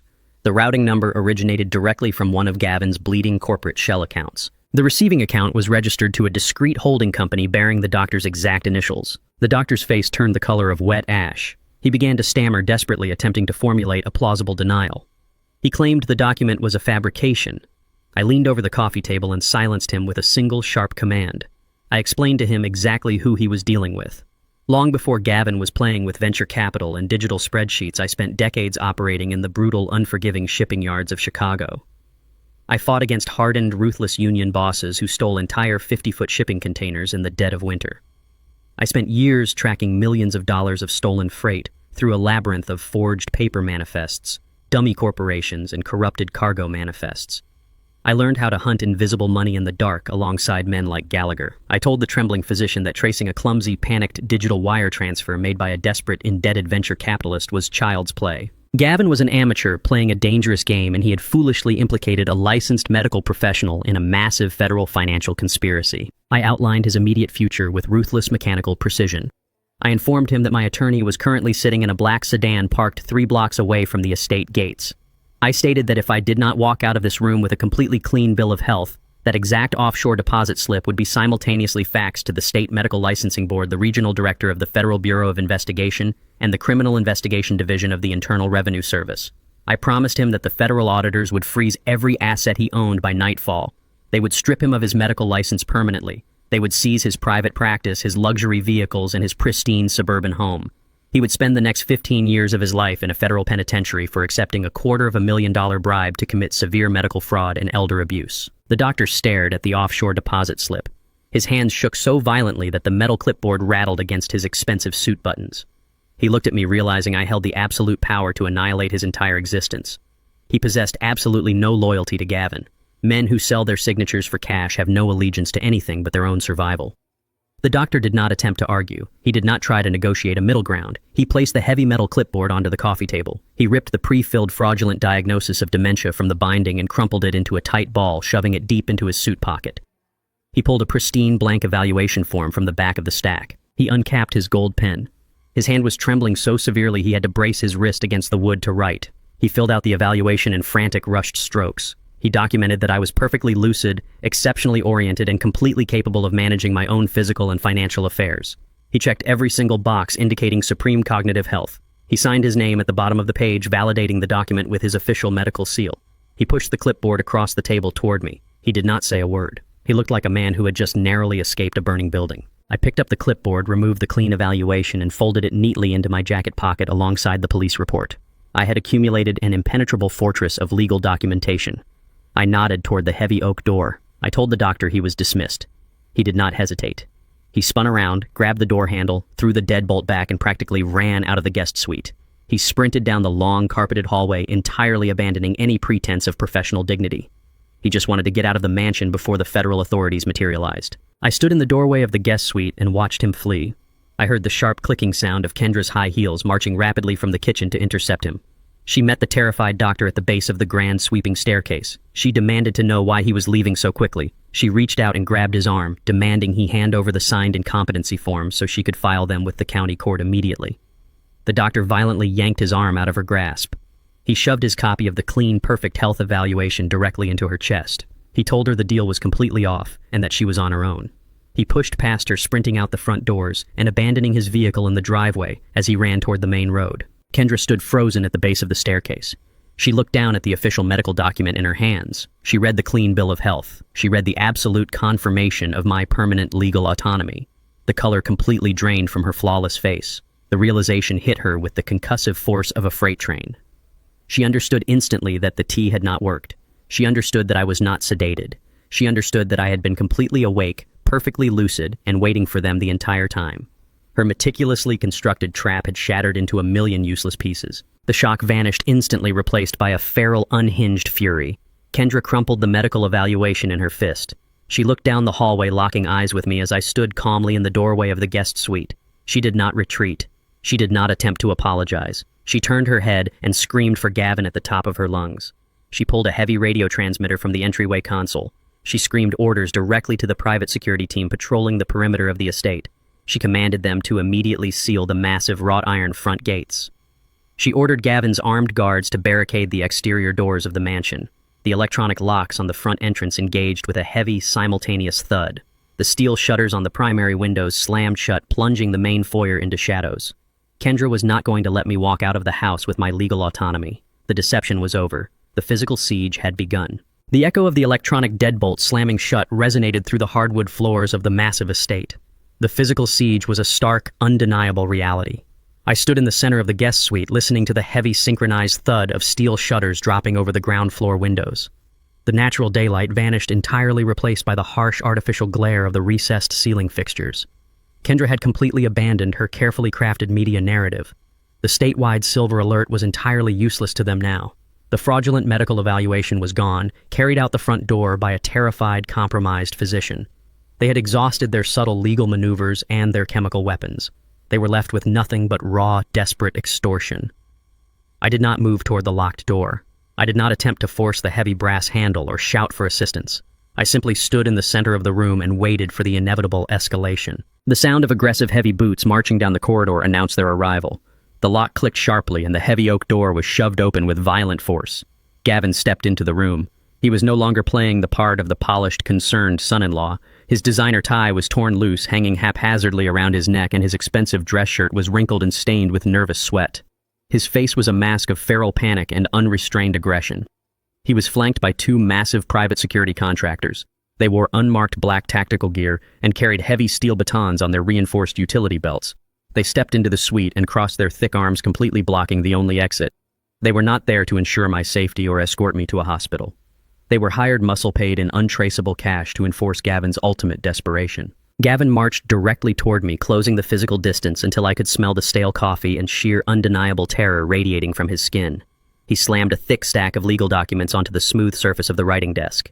He pointed a trembling, aggressive finger directly at my chest. He dropped all familial pretenses and stated his demands with absolute clarity. He informed me that I was not leaving this room, this house, or this estate until I signed over the primary corporate trust. He threatened to have the guards beat me until my hands were shattered and then physically force my broken fingers to forge the signature anyway. He was a cornered, terrified rat willing to commit violent, undeniable extortion to save himself from a 20-year sentence in a federal penitentiary. I did not flinch at his physical threats. I looked entirely past his sweating red face and focused my gaze on the open doorway. Kendra stood safely out of reach behind the wall of hired muscle. She wore a pristine white cashmere sweater and an expression of absolute chilling indifference. Her eyes were cold, dead voids, completely devoid of any familial hesitation or moral conflict. She nodded slowly, offering her husband her full, silent endorsement of physical violence against her own father. I stared at her face, and a highly specific memory suddenly crystallized in my mind. 3 decades ago, we were sitting at a scratched Formica kitchen table in our old neighborhood. Kendra was 8 years old, sobbing uncontrollably over a failed mathematics report card that required a mandatory parental signature. I had wiped away her tears, taken a blue ink pen, and showed her exactly how to trace the looping, distinct curves of my signature. It was meant to be a harmless, rebellious joke between a father and his little girl, a secret way to make her smile when she felt defeated by the world. I looked at the cold, calculating woman standing in the hallway, and the brutal truth locked into place with devastating clarity. She had not hired a professional corporate forger to secure that initial $4 million bank loan against my family home. She had used that exact childhood tracing technique. She had weaponized a moment of pure fatherly comfort to commit massive financial fraud. The realization severed the final, microscopic thread of paternal guilt I carried in my chest. The man standing in this room was no longer her father. I was an executioner preparing a corporate guillotine. I turned my attention back to Gavin. He was breathing heavily, his fist clenched tight around a gold fountain pen, waiting for me to fight back. He expected a loud, violent shouting match. He expected an old man to rage against the dying of the light to protect his hard-earned fortune with stubborn, prideful defiance. I did not give him the satisfaction of a physical struggle. I relaxed my shoulders and let out a long, seemingly defeated sigh. I looked down at the documents resting on the desk. They were irrevocable transfer deeds explicitly drafted to hand total executive control of the blind trust over to Gavin's primary holding company. I reached out and took the gold pen from his trembling hand. Gavin blinked, genuinely shocked by my immediate total surrender. He took a half step back, unsure how to process my compliance. I did not hesitate. I leaned over the wooden desk and pressed the gold nib against the thick parchment. I signed the bottom of the first page. I flipped to the second page and signed again. I moved methodically through the heavy stack of legal papers, placing my signature on every single required line. I made the ink loops large and confident, matching the exact pressure and angle of my standard corporate sign-off. I finished the final page, capped the gold pen, and dropped it onto the desk. Gavin snatched the papers from the wood the absolute second the pen left my fingers. He held the stack of documents to his chest like a winning lottery ticket. A loud, arrogant laugh erupted from his chest. The sheer relief of his impending financial salvation washed away his violent panic, replacing it with overwhelming smugness. He looked at me with profound disgust, mocking my sudden compliance. He told me I was a pathetic old relic who should have surrendered the money months ago to save everyone the trouble. He turned to the security guards and snapped his fingers sharply. He ordered them to unlock the front doors and throw the trash out onto the street. He told me I was completely banished from the property and that if I ever returned, the guards had strict standing orders to shoot me for criminal trespassing. Kendra stepped aside, clearing the path to the front entrance. She did not offer a single word of goodbye or a final glance of regret. I picked up my heavy leather duffel bag. I did not look back at either of them. I walked out of the guest suite, flanked closely by the two massive guards. They marched me down the grand hallway, unlocked the heavy mahogany front doors, and shoved me roughly out onto the stone porch. The heavy doors slammed shut behind me, and the electronic deadbolts engaged with a sharp final strike. I stood alone in the freezing, biting wind of the winter night. I adjusted the collar of my denim jacket and began the long walk down the dark cobblestone driveway. I was cast out, stripped of my fortune, and banished into the cold. I had never felt more victorious in my entire life. The next morning arrived with bright, harsh sunlight reflecting off the frost-covered lawns of the affluent Chicago suburb. I sat comfortably in the leather passenger seat of Gallagher's idling black sedan, parked discreetly 3 blocks away from the estate gates. Gallagher held a secure encrypted tablet on his lap, actively mirroring the internal network activity of the offshore banking institution holding the blind trust. We watched the digital clock on the dashboard strike 9. Inside the sprawling mansion, Gavin was undoubtedly sitting behind his massive mahogany desk. I could perfectly picture his arrogant, triumphant posture as he dialed the direct, unlisted number for the private wealth manager in the Cayman Islands. He would be holding a freshly scanned, high-resolution copy of the signed transfer deeds, completely convinced he had just erased his massive corporate debt and secured a lifetime of stolen luxury. The digital interface on Gallagher's tablet suddenly flashed bright green, indicating an incoming secure communication request to the trust's primary holding account. Gavin had officially initiated the transfer. I imagined him speaking to the bank representative demanding the immediate liquidation and routing of $12 million into his bleeding venture capital accounts to satisfy his furious investors. I imagined him staring greedily at his computer screen, waiting for the life-saving digits to appear in his ledger. Then I watched the secure interface on the tablet instantly flash a brilliant violet red, the entire banking system locked down. I knew exactly what the highly trained bank manager was saying to Gavin at that very moment. The representative would speak in a calm, flat voice, informing my son-in-law that the transfer request was categorically denied. Gavin would undoubtedly shout, demanding to know why, insisting violently that the signature on the legal documents was a perfect verified match. The bank manager would confirm that the handwriting was indeed a perfect match, but the name signed on the document was entirely invalid. When I stood in the guest suite and took that gold pen from Gavin's trembling hand, I did not sign my own legal name. I had signed the name Arthur Pendleton. Arthur Pendleton was not a random alias. It was a legally dead corporate entity, a ghost name I had officially registered 3 decades ago during the brutal, unforgiving union wars in the freight yards. I had embedded that specific signature into the foundational charter of the Blind Trust as an absolute catastrophic tripwire. The legal charter explicitly stated that if the name Arthur Pendleton was ever used to authorize a financial transfer, it meant the primary account holder was operating under severe lethal duress. The bank's automated security protocols executed instantly without human intervention. The exact moment Gavin submitted that specific signature, the entire $12 million trust was permanently frozen. Furthermore, the protocol automatically triggered a mandatory high-priority fraud alert, transmitting Gavin's routing numbers, his personal identifying information, and the forged documents directly to the International Financial Crimes Division. Gavin had not secured his financial salvation. He had just hand-delivered a signed, irrefutable confession of massive corporate extortion directly to federal investigators. His accounts were completely dead.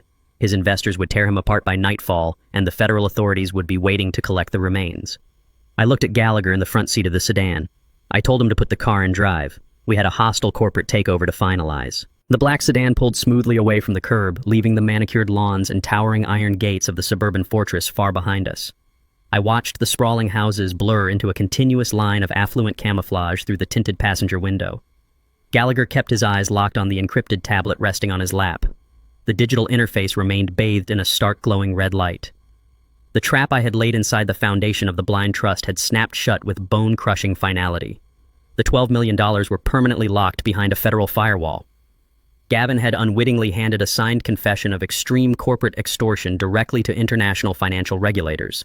His meticulously constructed illusion of wealth and success was currently disintegrating into digital ash. Gavin was not merely a greedy man looking for an early inheritance. He was a cornered animal staring down the barrel of a massive impending grand jury indictment. The federal watchdogs were actively assembling their case. More importantly, the elite private investors he had defrauded for the past 3 years were demanding their capital. Dominic Thorne and the other ruthless equity managers expected their $12 million returned by Friday. It was currently Thursday morning. Gavin's timeline had evaporated. He had no liquid capital. He had no offshore reserves. His corporate shell companies were effectively dead. He had exactly 24 hours to generate a massive amount of untraceable cash before his furious investors bypassed the legal system and hired men to physically break his kneecaps. I knew exactly what a desperate man in his specific financial position would do next. When the digital money vanishes, a fraudster immediately turns to physical assets. I turned to Gallagher as we merged onto the crowded inbound expressway. I told him Gavin was going to attempt to liquidate the estate. The mansion was the only remaining tangible asset capable of generating the millions of dollars he required to stall Thorne and flee the jurisdiction. Gallagher nodded in grim agreement, his fingers flying across the digital keyboard of his tablet. He informed me that he would immediately monitor the municipal real estate networks for any sudden unlisted property transfers. Gavin would not use a traditional public listing. He did not have the luxury of hosting open houses or waiting for 30-day mortgage approvals. He would contact the most ruthless, highly connected luxury real estate broker in Chicago. He would demand a whisper listing seeking an immediate cash buyer willing to bypass standard inspections for a severely discounted price. Gavin would gladly sell the $10 million property for a fraction of its true value just to secure a suitcase full of survival money. He was operating under the arrogant assumption that he held absolute unchallenged dominion over the property. He fundamentally misunderstood the ground he was standing on. 30 years ago, long before Kendra met Gavin, I purchased that specific sprawling parcel of suburban land. I bought it as a raw, undeveloped plot using the profits from my very first successful fleet of shipping trucks. I supervised the initial grading of the soil. I poured the concrete foundation. When I gifted the estate to Kendra upon her marriage, I did not simply hand over a blank deed. I spent years fighting corrupt union bosses and slimy corporate raiders in the industrial shipping yards. I learned early on that you never relinquish total control of a primary asset. I instructed my legal team to structure the original property deed with a permanent ironclad restrictive covenant. The estate could not be legally transferred, sold, mortgaged, or liquidated without the physical, notarized presence and explicit ink signature of the primary trust holder. Gavin thought he owned a castle. He was actually living in a gilded cage that I possessed the sole key to unlock. We arrived at Gallagher's downtown law firm. The office was a high-altitude sanctuary of glass and polished mahogany overlooking the Chicago River. We bypassed his reception staff and walked directly into his private corner office. I instructed Gallagher to drop the hammer. I did not want Gavin to merely fail at selling the house. I wanted him to experience the terrifying, humiliating realization that he was completely trapped. Gallagher opened his heavy desktop computer and accessed the direct filing portal for the county clerk of courts. He drafted a highly specific legal instrument known as a lis pendens. It is a formal notice of pending action. Gallagher attached the massive impending civil rights lawsuit against Lieutenant Vance, the recorded audio files of Kendra, detailing the poison tea and the documented evidence of Gavin's forged trust documents. He filed the lis pendens directly against the precise parcel identification number of the suburban estate. The legal maneuver acted as a blazing, undeniable warning beacon to the entire financial world. It publicly flagged the mansion as the central asset in an active volatile fraud and elder abuse investigation. The digital filing hit the county registry instantly. Within 15 minutes, Gavin's frantic attempt to liquidate the property died a brutal death. Any luxury broker running a preliminary title search would immediately hit the massive federal roadblock. No legitimate title insurance company would underwrite the transaction. No sane cash buyer or private equity firm would touch a property tangled in a federal extortion and fraud lawsuit. The mansion was instantly rendered radioactive. Gavin could not extract a single dime of equity from the stone walls surrounding him. His absolute final avenue of financial escape was permanently sealed. The chokehold was complete. The devastating shockwave of the locked trust did not stop at the property line. The automated fraud alerts triggered by my dead alias surged through the international banking networks with terrifying speed. Gavin's entire financial ecosystem suffered a catastrophic cascading failure. His primary checking accounts were frozen by federal auditors. His corporate credit lines were instantly suspended. The platinum cards he used to fund his bespoke Italian suits and imported luxury vehicles were deactivated without warning. The invisible oxygen of their affluent lifestyle was entirely cut off. Kendra remained completely oblivious to the impending financial apocalypse. She believed Gavin was securing the $12 million. She believed her poisoned tea had successfully neutralized me. She required a public display of her perceived victory. That afternoon, she drove her imported sports car to the Gold Coast, the most exclusive high-end retail district in the city. She met 3 of her closest high society friends at a pristine, brightly lit luxury boutique. She was maintaining her carefully curated facade of the wealthy, unbothered heiress. She spent an hour sipping complimentary champagne and browsing displays of imported leather handbags and diamond accessories. She wanted to prove to her peers that the unpleasant business with her wandering, confused father had not disrupted her perfect, affluent life. She approached the sleek glass checkout counter holding a handbag that cost more than a standard commercial truck engine. She laughed casually with her friends. She reached into her designer purse and retrieved her primary black titanium credit card.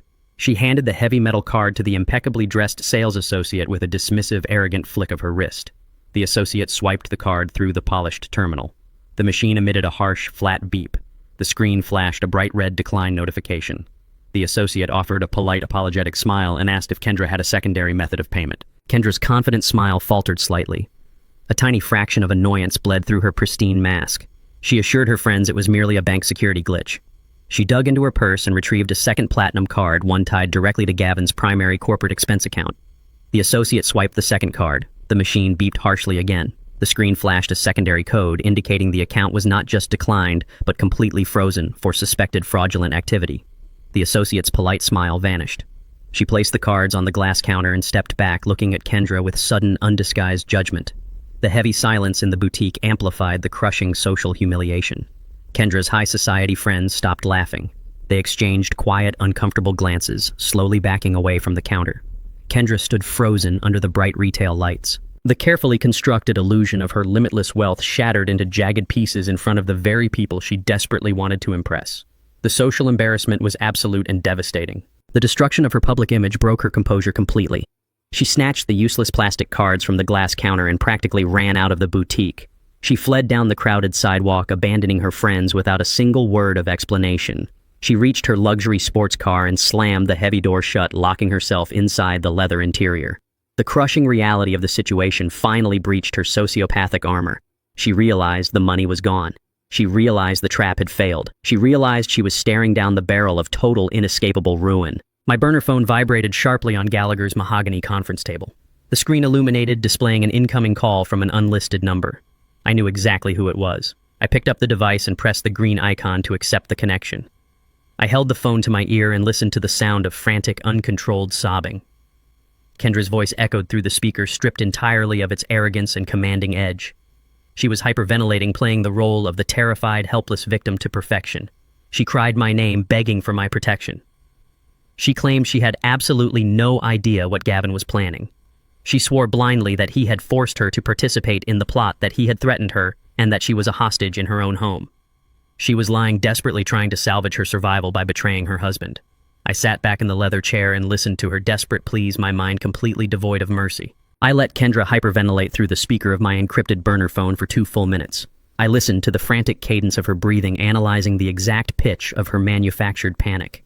She spun a rapid, breathless tale of absolute victimhood, painting Gavin as a tyrannical monster who had locked her in the estate and forced her to participate in the psychiatric hold against her will. She claimed she had just discovered the terrifying depths of his financial ruin and desperately wanted to help me put him away for good. I did not interrupt her elaborate vocal performance. When she finally paused for breath, expecting my paternal instinct to rush in with protective words of comfort, I offered a single, flat directive. I told her to meet me in exactly 1 hour at the Grant Park Conservatory Gardens. I hung up the phone before she could negotiate the terms of our rendezvous. I walked out of Gallagher's downtown office building and took a cab to the lakefront. The afternoon sky was a bruised, heavy slate gray, threatening a deluge of freezing rain. The park was almost entirely abandoned, stripped of the usual tourists and midday dog walkers. The barren oak trees stood like skeletal sentinels along the paved concrete paths. I sat down on a slatted iron bench near the massive glass walls of the conservatory, blending quietly into the desolate, freezing landscape. I was not sitting there to reconcile with a frightened, endangered child. I was there to conduct a final, definitive audit of a highly dangerous corporate adversary.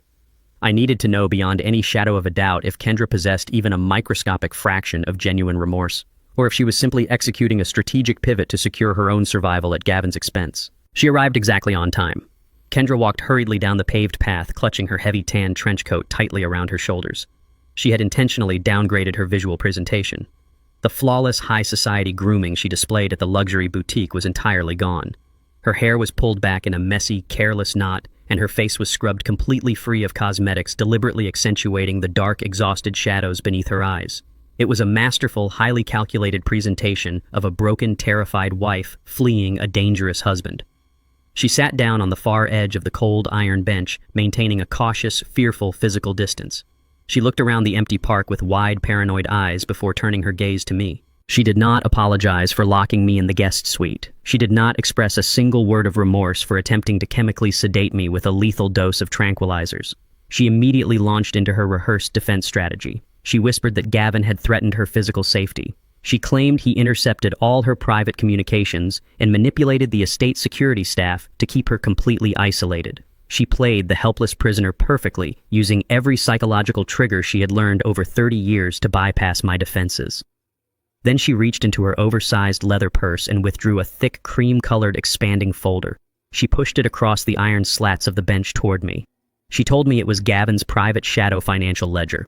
She claimed she had risked her life to break into his locked home office safe to steal it for me. She promised that the documents inside contained enough concrete evidence of corporate embezzlement to put Gavin in a federal penitentiary for the rest of his natural life. I did not reach for the folder immediately. I stared at the heavy cream-colored cardstock, noting the distinct reinforced brass corners and the thick red elastic band securing the flap.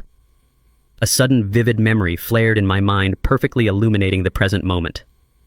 20 years ago, during Kendra's sophomore year at a highly prestigious private university, she had faced immediate academic expulsion for severe, repeated plagiarism.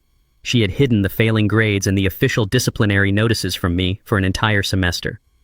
When she was finally cornered and forced to confess, she had handed me her fabricated defense strategy in this exact brand of expensive custom stationery folder.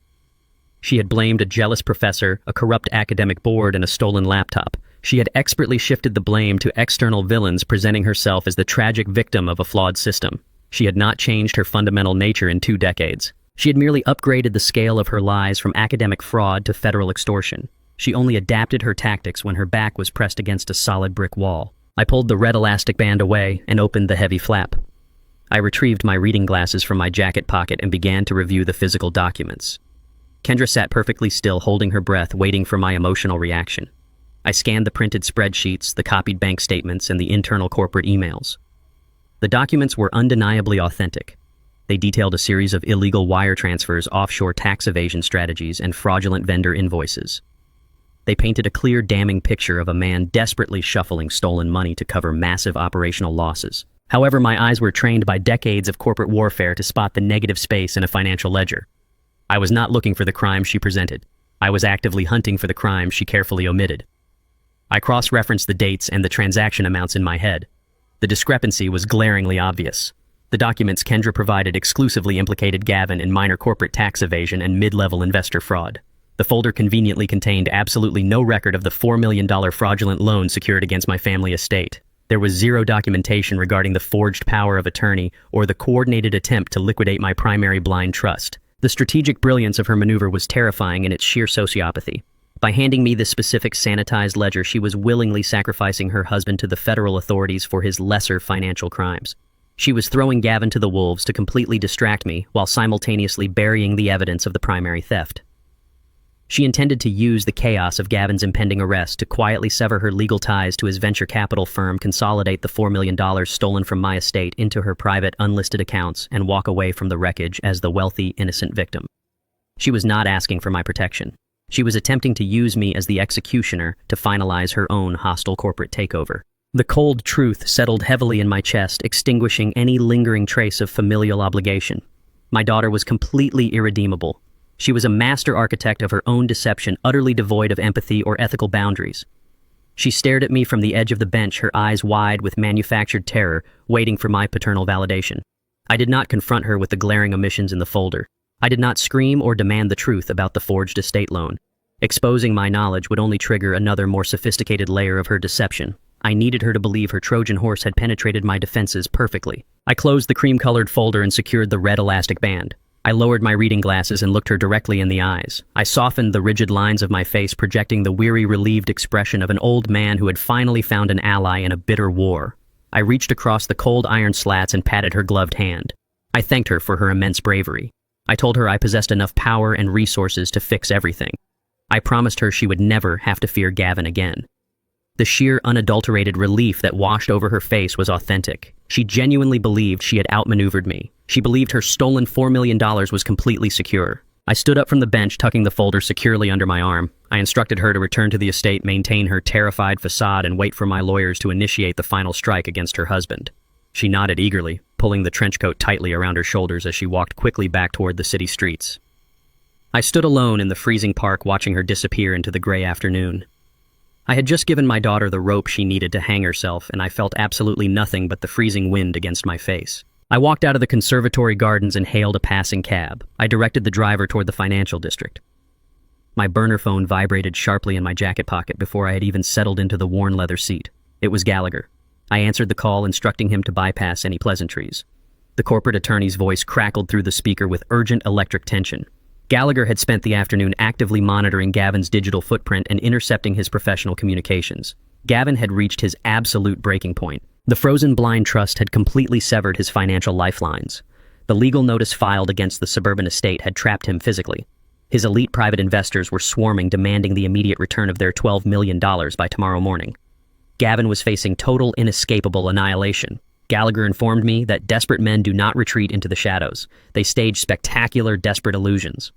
Gavin was hosting a massive, highly publicized charity gala at his country club that very evening. He had invited every single major investor, equity manager, and high society rival in Chicago. He intended to use the lavish, expensive spectacle to falsely project overwhelming financial strength, hoping the opulent display would pacify his furious creditors and buy him 48 hours to flee the country. Gallagher warned me the country club was a heavily fortified location guarded by Gavin's loyal private security contractors. I looked down at the cream-colored folder resting on my lap.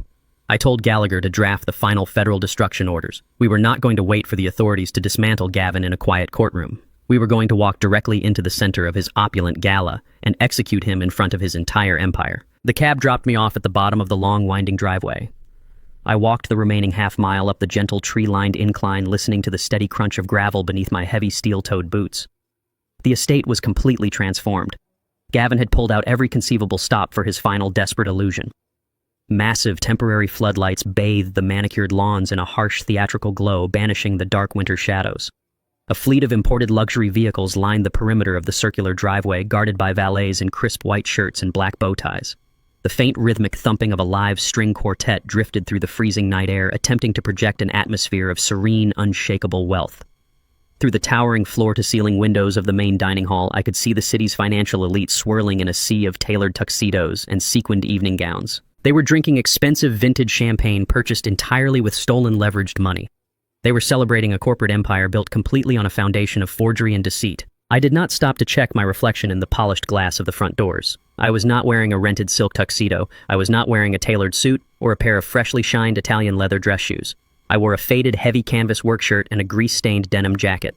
The fabric was frayed at the cuffs and worn thin at the elbows from years of brutal, unforgiving labor.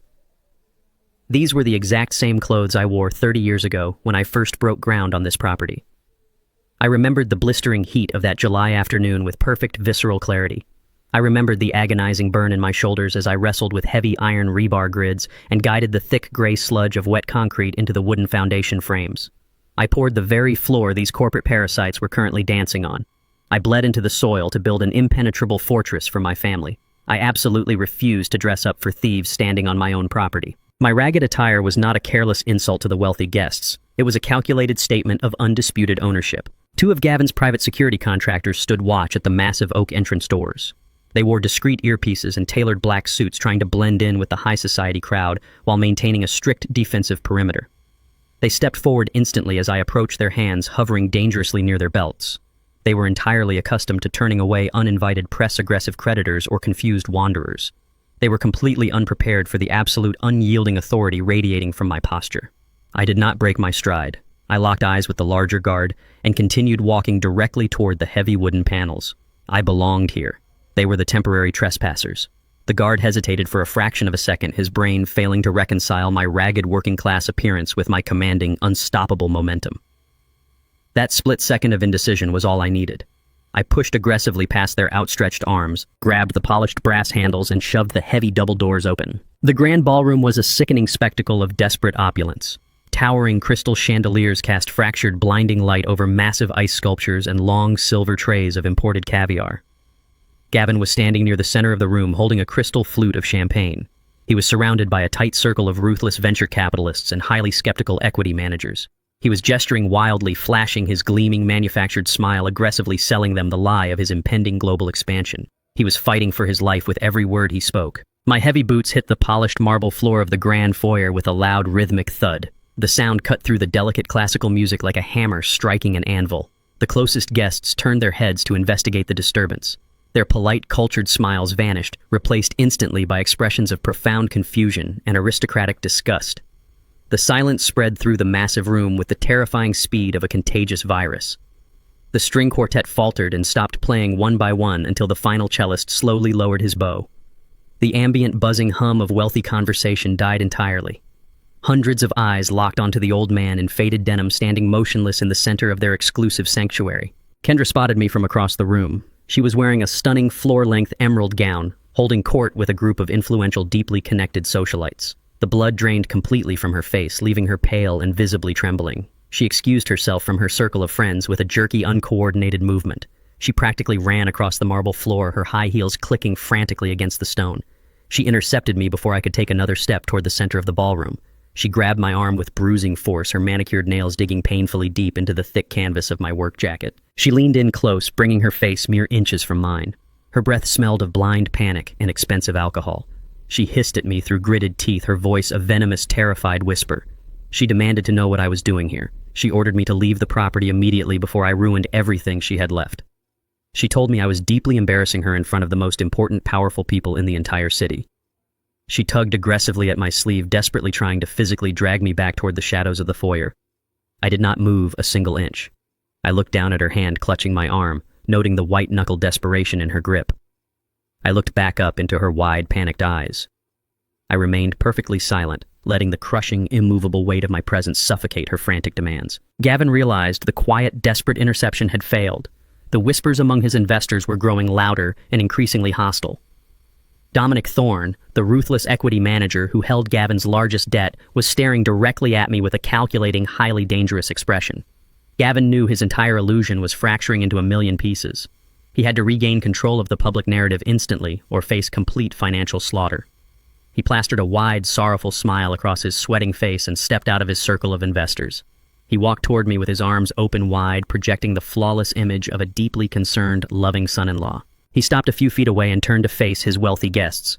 He let out a loud, forced chuckle, shaking his head with a perfectly rehearsed display of tragic pity. He raised his voice so the entire silent ballroom could hear him clearly. He apologized to his colleagues for the sudden, uncomfortable interruption. He announced with a voice dripping in fake sorrow that I was his beloved father-in-law. He told the crowd of millionaires that I was tragically suffering from severe advanced dementia.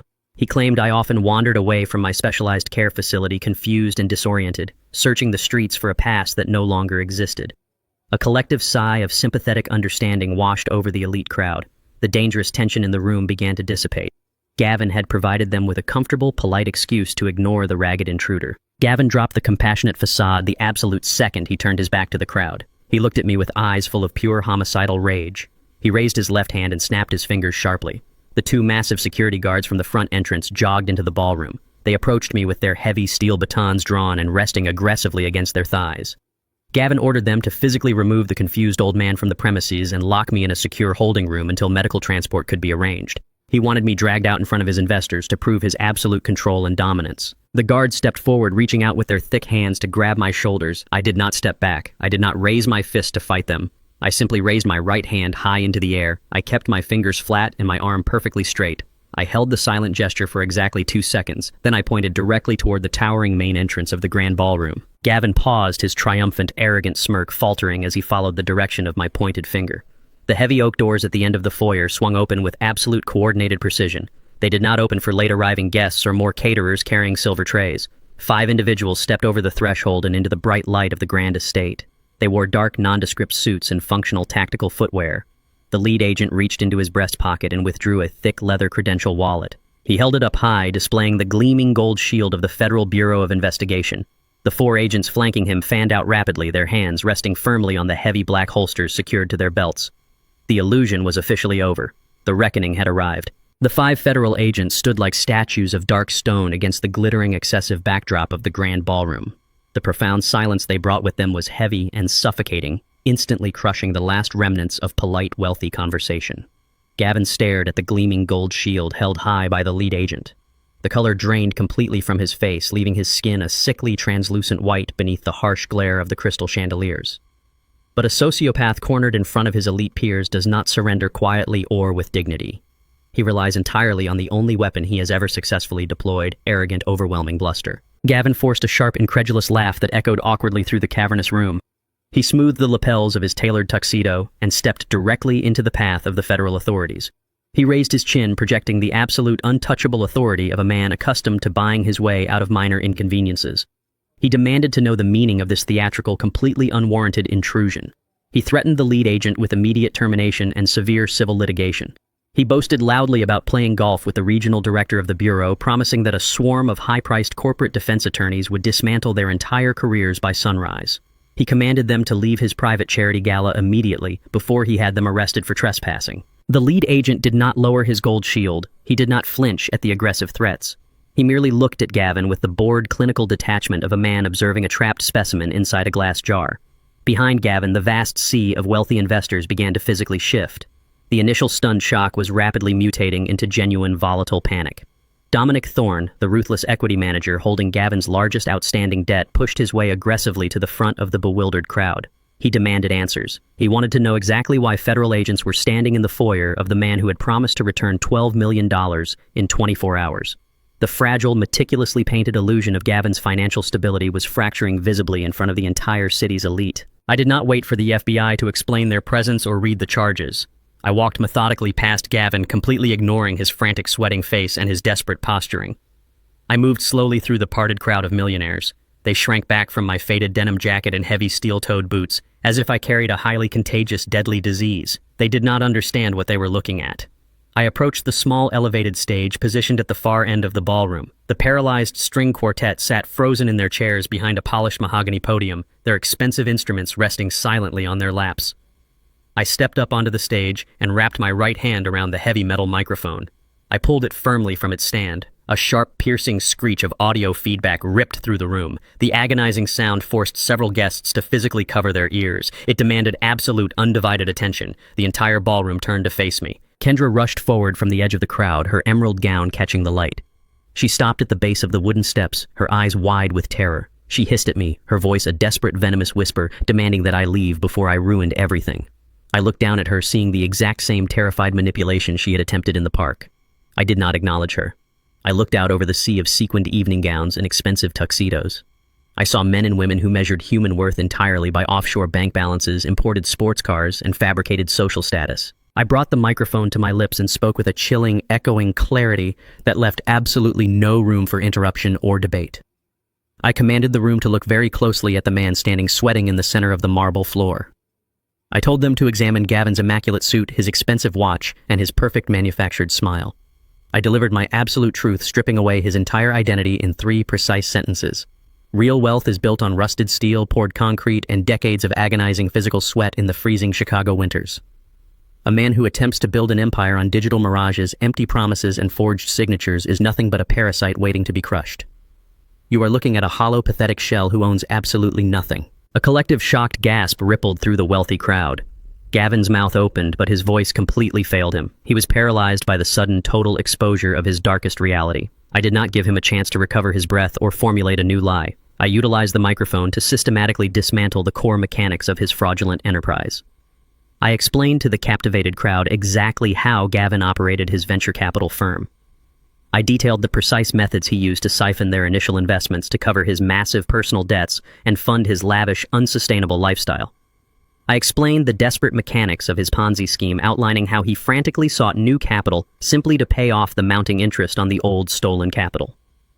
Dominic Thorne's face turned a violent, furious shade of crimson as the truth finally clicked into place. I watched the devastating realization wash over the faces of the investors. I delivered the final, fatal financial blow.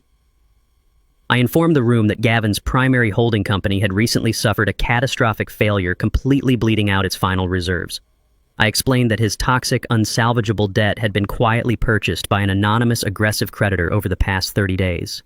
Gavin had been desperately searching for the identity of this phantom savior, foolishly believing a massive corporate conglomerate was preparing to bail him out of his ruin. I locked eyes with Gavin from across the expansive ballroom. I told him the anonymous creditor was not a corporate savior. The holding company that bought his debt was registered to a discreet, untraceable trust. I told him I was the sole, unquestioned executor of that trust. I looked at the furious crowd and stated that I legally owned every single fractured asset, every heavily leveraged property, and every single cent of debt attached to Gavin's name. I owned him completely. Gavin staggered backward as if he had been violently struck in the chest with a heavy iron pipe. He bumped hard into a passing waiter, sending a massive silver tray of expensive champagne flutes crashing onto the polished marble floor. The shattering glass echoed through the room like rapid gunfire. I lowered the microphone and nodded toward the main entrance. I handed the floor over to the federal authorities.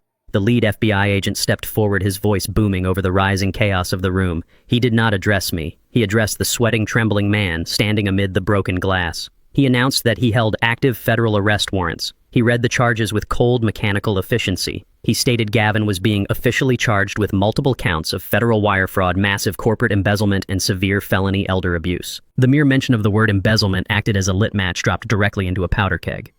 The thin, polite veneer of high society etiquette vanished instantly.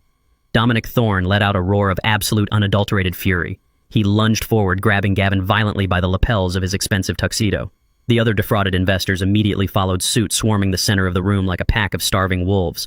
They surrounded Gavin, shouting violently, demanding the immediate return of their stolen money. They pushed and shoved, tearing at his clothes, completely unconcerned with the federal agents standing just feet away. The elegant charity gala had transformed into a brutal, chaotic mob demanding immediate physical retribution. Gavin was drowning in a violent sea of his own victims. He was shoved violently back and forth, his perfect hair ruined, his designer tie ripped violently from his neck. The absolute destruction of his world completely fractured his carefully maintained sociopathic composure. He finally snapped. He let out a feral, unhinged scream of pure animalistic rage. He shoved Dominic Thorne backward with surprising, violent force. He tore himself free from the grasping hands of his furious investors, his tuxedo jacket ripping at the shoulder. His eyes darted around the room, wild, bloodshot, and completely devoid of sanity until they locked onto me standing calmly on the elevated stage. The blame for his total annihilation rested entirely on my shoulders. He did not care about the federal agents moving to intercept him. He did not care about the wealthy witnesses or the massive prison sentence awaiting him. He lowered his head and charged through the panicked crowd. He sprinted toward the stage with absolute murderous intent. He vaulted up the wooden steps, pulling his arm back, raising a tightly clenched fist to strike me dead. Gavin propelled himself up the final wooden step of the stage, his face contorted into a mask of pure, unadulterated savagery. His right arm was drawn back, his fist coiled tightly, aimed directly at the center of my face. He put his entire body weight into the frantic swing, committing every ounce of his adrenaline-fueled desperation to a single violent resolution. He was not a fighter. He was a corporate predator accustomed to destroying lives with fountain pens, fabricated spreadsheets, and forged signatures behind closed mahogany doors. He had absolutely no understanding of physical combat, no concept of balance, and zero mechanical discipline. His attack was a sloppy, wildly telegraphed exhibition of blind, pathetic rage. My mind slowed the impending violence down to an absolute crawl. Decades before I ever sat across from venture capitalists in climate-controlled boardrooms, I spent my teenage years sweating in the damp, brick-walled boxing gyms of Chicago's South Side. I learned the brutal, unforgiving mathematics of kinetic energy. I learned that a man blinded by fury is a man who has already defeated himself. I recognized the exact trajectory of his swing before his pale knuckles even crossed the threshold of the wooden platform. I did not flinch. I did not raise my hands to block his clumsy strike. I waited until the absolute last fraction of a second, letting his momentum reach its terminal velocity. Then I pivoted smoothly on the heel of my steel-toed boot and stepped neatly to the side. Gavin's tightly clenched fist punched nothing but empty air. The sheer, unchecked force of his own swinging momentum carried him violently forward. He possessed no physical foundation to arrest his forward trajectory. He stumbled wildly past me, his expensive leather dress shoes slipping on the polished wooden surface of the stage. He pitched forward, letting out a sharp, breathless gasp as his center of gravity completely collapsed. He launched off the edge of the elevated platform and plummeted directly into the towering, multi-tiered display of imported champagne flutes positioned near the edge of the dance floor. The impact was catastrophic. Hundreds of delicate crystal glasses shattered simultaneously, erupting into a glittering, dangerous wave of flying shrapnel. The heavy silver catering tables buckled and collapsed under his plunging body weight. Gavin hit the solid marble floor with a sickening, heavy thud, buried instantly beneath an avalanche of broken glass, crushed ice, and gallons of vintage champagne. The deafening crash echoed through the grand ballroom, instantly silencing the frantic shouting of his defrauded investors. He thrashed wildly in the wreckage, gasping for air, his tailored tuxedo completely soaked in sticky amber liquid. He tried to push himself up onto his hands and knees, spitting out foam and shards of broken crystal. He did not get the opportunity to stand. The federal agents moved with terrifying, coordinated precision. They did not shout warnings. They did not negotiate. They surged forward as a unified tactical unit, completely ignoring the surrounding crowd of stunned millionaires. The lead agent vaulted over the collapsed silver tables and drove his knee directly into the center of Gavin's back. The downward force pinned my son-in-law flat against the wet marble floor. Two other agents immediately flanked him, grabbing his flailing arms and wrenching them violently behind his back. Gavin began to scream. It was not the polished, articulate voice of a confident corporate executive. It was the shrill, frantic screeching of a captured animal. He thrashed his legs, attempting to kick at the shins of the federal officers, spewing a continuous stream of vile, unstructured obscenities. He cursed the agents, he cursed his investors, and he screamed my name with pure, venomous hatred. He demanded they let him go, shrieking that he was a powerful man, that he owned half the city, and that he would destroy their entire agency by morning. His threats were completely meaningless. The lead agent ignored the frantic screaming entirely. He retrieved a pair of heavy steel handcuffs from his tactical belt. The sharp metallic click of the ratcheting restraints echoed clearly over Gavin's unhinged cursing. They locked his wrists tightly together, completely neutralizing his physical resistance. The illusion of his untouchable elite status died right there on the floor, surrounded by the literal wreckage of his fraudulent empire. The federal agents hauled him roughly to his feet. Gavin's legs wobbled, his knees buckling under the sheer weight of his impending reality. His immaculate designer tuxedo was ruined, hanging off his frame in wet, heavy tatters. His slick, styled hair was plastered to his forehead, dripping a mixture of expensive champagne and nervous sweat. He looked utterly pathetic. He looked exactly like the hollow, empty thief he had always been. The wealthy elite of the city did not step forward to defend him. The investors he had spent years cultivating, the high society peers he had desperately tried to impress, simply watched his destruction with cold, unforgiving eyes. Hundreds of smartphones were suddenly raised into the air. The bright, continuous flashes of digital cameras illuminated the ballroom. The absolute elite of Chicago were eagerly recording every single second of his spectacular downfall. They captured his ruined clothes, his tear-streaked screaming face, and his physical subjugation at the hands of federal authorities. Gavin was not just going to a federal penitentiary.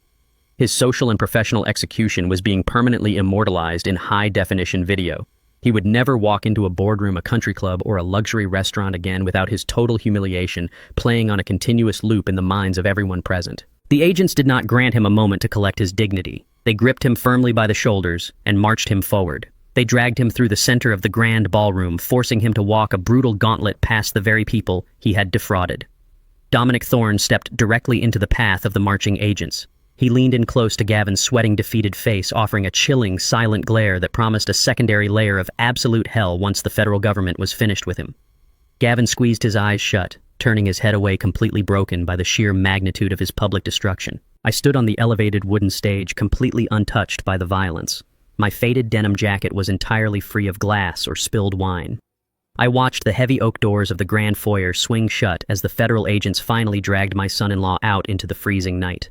The flashing red and blue lights of multiple law enforcement vehicles pulsed brightly through the towering front windows, casting long, frantic shadows across the marble floor. The ballroom was utterly silent, save for the quiet murmurs of shocked millionaires and the crunch of broken crystal underfoot. I turned my gaze away from the main entrance. I had neutralized the primary threat, but the operation was not yet complete. I scanned the massive, crowded room, my eyes sweeping past the frozen catering staff and the bewildered socialites. I was looking for the vibrant, unmistakable emerald green of a designer evening gown. I was looking for the woman who had orchestrated the entire forgery, the woman who had handed me a sanitized ledger in a desperate bid to save her stolen $4 million. I needed to look my daughter in the eyes and deliver the final verdict of her absolute isolation. I analyzed the perimeter of the ballroom, checking the shadowed corners near the grand staircase and the arched doorways leading to the private dining rooms. I searched the crowd meticulously. I found absolutely nothing. The emerald gown was gone.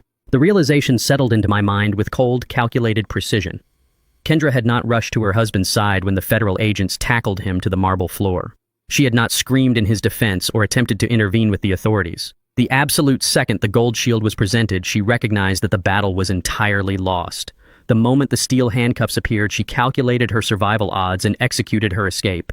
She had abandoned the man she married without a single fraction of hesitation. She had slipped quietly through the panicked crowd, bypassed the blocked main entrance, and vanished out the rear service doors while every eye in the room was fixed on Gavin's violent, screaming arrest. She had sacrificed her husband to federal authorities to save her own skin, protecting her stolen millions and fleeing into the night like a ghost. She believed she had successfully evaded the blast radius. She believed she was safe. I stepped down from the wooden stage, my steel-toed boots crunching loudly over the shattered champagne flutes. She was entirely wrong. The black sedan pulled smoothly away from the curb, leaving the manicured lawns and towering iron gates of the suburban fortress far behind us. I watched the sprawling houses blur into a continuous line of affluent camouflage through the tinted passenger window. Gallagher kept his eyes locked on the encrypted tablet resting on his lap. The digital interface remained bathed in a stark glowing red light. The trap I had laid inside the foundation of the blind trust had snapped shut with bone-crushing finality. The $12 million were permanently locked behind a federal firewall. Gavin had unwittingly handed a signed confession of extreme corporate extortion directly to international financial regulators. His meticulously constructed illusion of wealth and success was currently disintegrating into digital ash. Gavin was not merely a greedy man looking for an early inheritance. He was a cornered animal staring down the barrel of a massive, impending grand jury indictment. The federal watchdogs were actively assembling their case. More importantly, the elite private investors he had defrauded for the past 3 years were demanding their capital. Dominic Thorne and the other ruthless equity managers expected their $12 million returned by Friday. It was currently Thursday morning. Gavin's timeline had evaporated.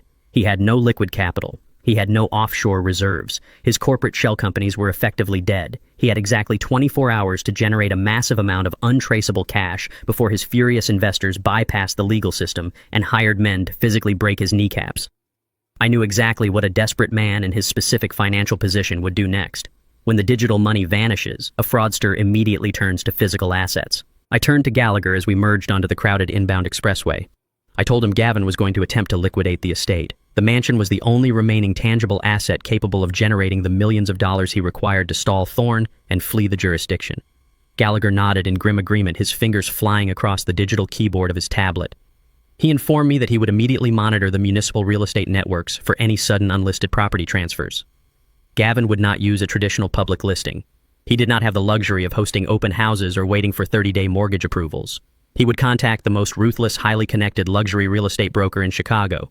He would demand a whisper listing seeking an immediate cash buyer willing to bypass standard inspections for a severely discounted price. Gavin would gladly sell the $10 million property for a fraction of its true value just to secure a suitcase full of survival money. He was operating under the arrogant assumption that he held absolute unchallenged dominion over the property. He fundamentally misunderstood the ground he was standing on. 30 years ago, long before Kendra met Gavin, I purchased that specific sprawling parcel of suburban land. I bought it as a raw, undeveloped plot, using the profits from my very first successful fleet of shipping trucks. I supervised the initial grading of the soil. I poured the concrete foundation. When I gifted the estate to Kendra upon her marriage, I did not simply hand over a blank deed. I spent years fighting corrupt union bosses and slimy corporate raiders in the industrial shipping yards. I learned early on that you never relinquish total control of a primary asset. I instructed my legal team to structure the original property deed with a permanent ironclad restrictive covenant.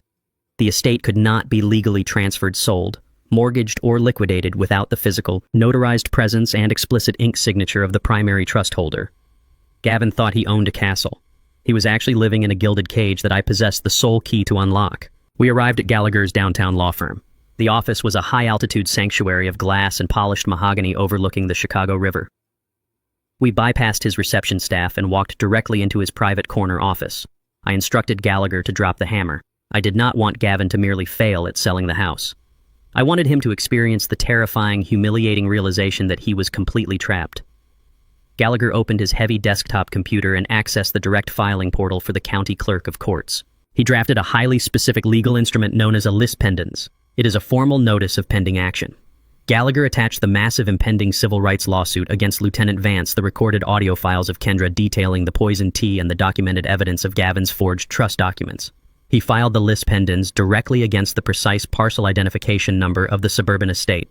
The legal maneuver acted as a blazing, undeniable warning beacon to the entire financial world. It publicly flagged the mansion as the central asset in an active, volatile fraud and elder abuse investigation. The digital filing hit the county registry instantly. Within 15 minutes, Gavin's frantic attempt to liquidate the property died a brutal death. Any luxury broker running a preliminary title search would immediately hit the massive federal roadblock. No legitimate title insurance company would underwrite the transaction. No sane cash buyer or private equity firm would touch a property tangled in a federal extortion and fraud lawsuit. The mansion was instantly rendered radioactive. Gavin could not extract a single dime of equity from the stone walls surrounding him. His absolute final avenue of financial escape was permanently sealed. The chokehold was complete. The devastating shockwave of the locked trust did not stop at the property line. The automated fraud alerts triggered by my dead alias surged through the international banking networks with terrifying speed. Gavin's entire financial ecosystem suffered a catastrophic cascading failure. His primary checking accounts were frozen by federal auditors. His corporate credit lines were instantly suspended. The platinum cards he used to fund his bespoke Italian suits and imported luxury vehicles were deactivated without warning. The invisible oxygen of their affluent lifestyle was entirely cut off. Kendra remained completely oblivious to the impending financial apocalypse. She believed Gavin was securing the $12 million. She believed her poisoned tea had successfully neutralized me. She required a public display of her perceived victory. That afternoon, she drove her imported sports car to the Gold Coast, the most exclusive high-end retail district in the city. She met 3 of her closest high society friends at a pristine, brightly lit luxury boutique. She was maintaining her carefully curated facade of the wealthy, unbothered heiress. She spent an hour sipping complimentary champagne and browsing displays of imported leather handbags and diamond accessories. She wanted to prove to her peers that the unpleasant business with her wandering, confused father had not disrupted her perfect, affluent life. She approached the sleek glass checkout counter holding a handbag that cost more than a standard commercial truck engine. She laughed casually with her friends. She reached into her designer purse and retrieved her primary black titanium credit card. She handed the heavy metal card to the impeccably dressed sales associate with a dismissive, arrogant flick of her wrist. The associate swiped the card through the polished terminal. The machine emitted a harsh, flat beep. The screen flashed a bright red decline notification. The associate offered a polite, apologetic smile and asked if Kendra had a secondary method of payment. Kendra's confident smile faltered slightly. A tiny fraction of annoyance bled through her pristine mask. She assured her friends it was merely a bank security glitch. She dug into her purse and retrieved a second platinum card, one tied directly to Gavin's primary corporate expense account. The associate swiped the second card. The machine beeped harshly again. The screen flashed a secondary code indicating the account was not just declined but completely frozen for suspected fraudulent activity. The associate's polite smile vanished. She placed the cards on the glass counter and stepped back, looking at Kendra with sudden, undisguised judgment. The heavy silence in the boutique amplified the crushing social humiliation. Kendra's high society friends stopped laughing. They exchanged quiet, uncomfortable glances, slowly backing away from the counter. Kendra stood frozen under the bright retail lights. The carefully constructed illusion of her limitless wealth shattered into jagged pieces in front of the very people she desperately wanted to impress. The social embarrassment was absolute and devastating. The destruction of her public image broke her composure completely. She snatched the useless plastic cards from the glass counter and practically ran out of the boutique. She fled down the crowded sidewalk, abandoning her friends without a single word of explanation. She reached her luxury sports car and slammed the heavy door shut, locking herself inside the leather interior. The crushing reality of the situation finally breached her sociopathic armor. She realized the money was gone. She realized the trap had failed. She realized she was staring down the barrel of total, inescapable ruin. My burner phone vibrated sharply on Gallagher's mahogany conference table. The screen illuminated, displaying an incoming call from an unlisted number. I knew exactly who it was. I picked up the device and pressed the green icon to accept the connection. I held the phone to my ear and listened to the sound of frantic, uncontrolled sobbing. Kendra's voice echoed through the speaker, stripped entirely of its arrogance and commanding edge. She was hyperventilating, playing the role of the terrified, helpless victim to perfection. She cried my name, begging for my protection. She claimed she had absolutely no idea what Gavin was planning. She swore blindly that he had forced her to participate in the plot, that he had threatened her, and that she was a hostage in her own home. She was lying, desperately trying to salvage her survival by betraying her husband. I sat back in the leather chair and listened to her desperate pleas, my mind completely devoid of mercy. I walked out of the grand ballroom, leaving the shattered crystal and the ruined remnants of Gavin's empire behind me. Gallagher was waiting in the black sedan by the front gates, the engine already running. I slid into the passenger seat and gave him a single nod. He put the car in gear and accelerated down the dark, tree-lined road. We were not heading back to the city. We were heading straight for O'Hare International Airport. Specifically, we were targeting the discreet, highly secured private aviation terminal located on the far edge of the tarmac. Kendra had slipped out the service doors of the mansion the absolute second the federal agents produced their handcuffs. She had sacrificed her husband to buy herself a narrow window of escape. She possessed the $4 million stolen from my estate funneled into a secret offshore account, and she intended to board a privately chartered jet to vanish across international borders before the authorities realized she was the architect of the forgery. Gallagher navigated the late-night highway traffic with aggressive precision. He tapped the glowing screen of his encrypted tablet tracking the tail number of a Gulfstream jet scheduled for an expedited departure to Zurich. Kendra had booked the flight using a heavily sanitized corporate shell account, completely confident she had outmaneuvered both her husband and her father. We pulled up to the sleek glass-fronted entrance of the private terminal. There were no chaotic security lines here, no crowded baggage claims or exhausted travelers. The building was a quiet, pristine sanctuary designed exclusively for the ultra-wealthy to move freely without scrutiny.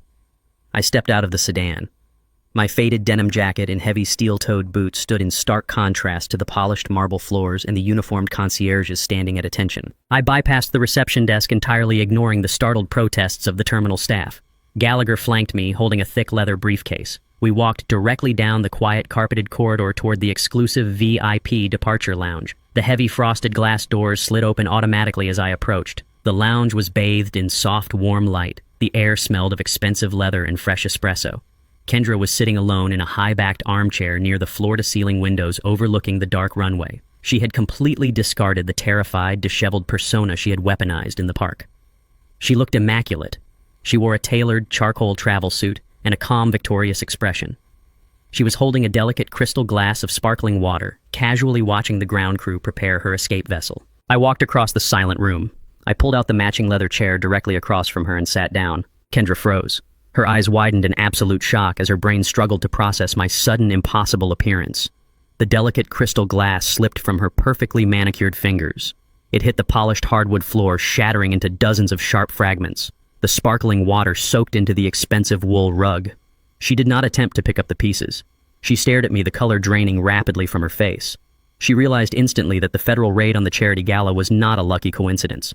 She realized I had mapped her entire evasion route. The shock evaporated instantly, replaced by her standard reflexive sociopathy. She jumped up from the leather chair. She pointed a shaking finger at my face and screamed at the top of her lungs. She demanded airport security. She yelled that a deranged, violent stalker had bypassed the checkpoint and was actively threatening her life.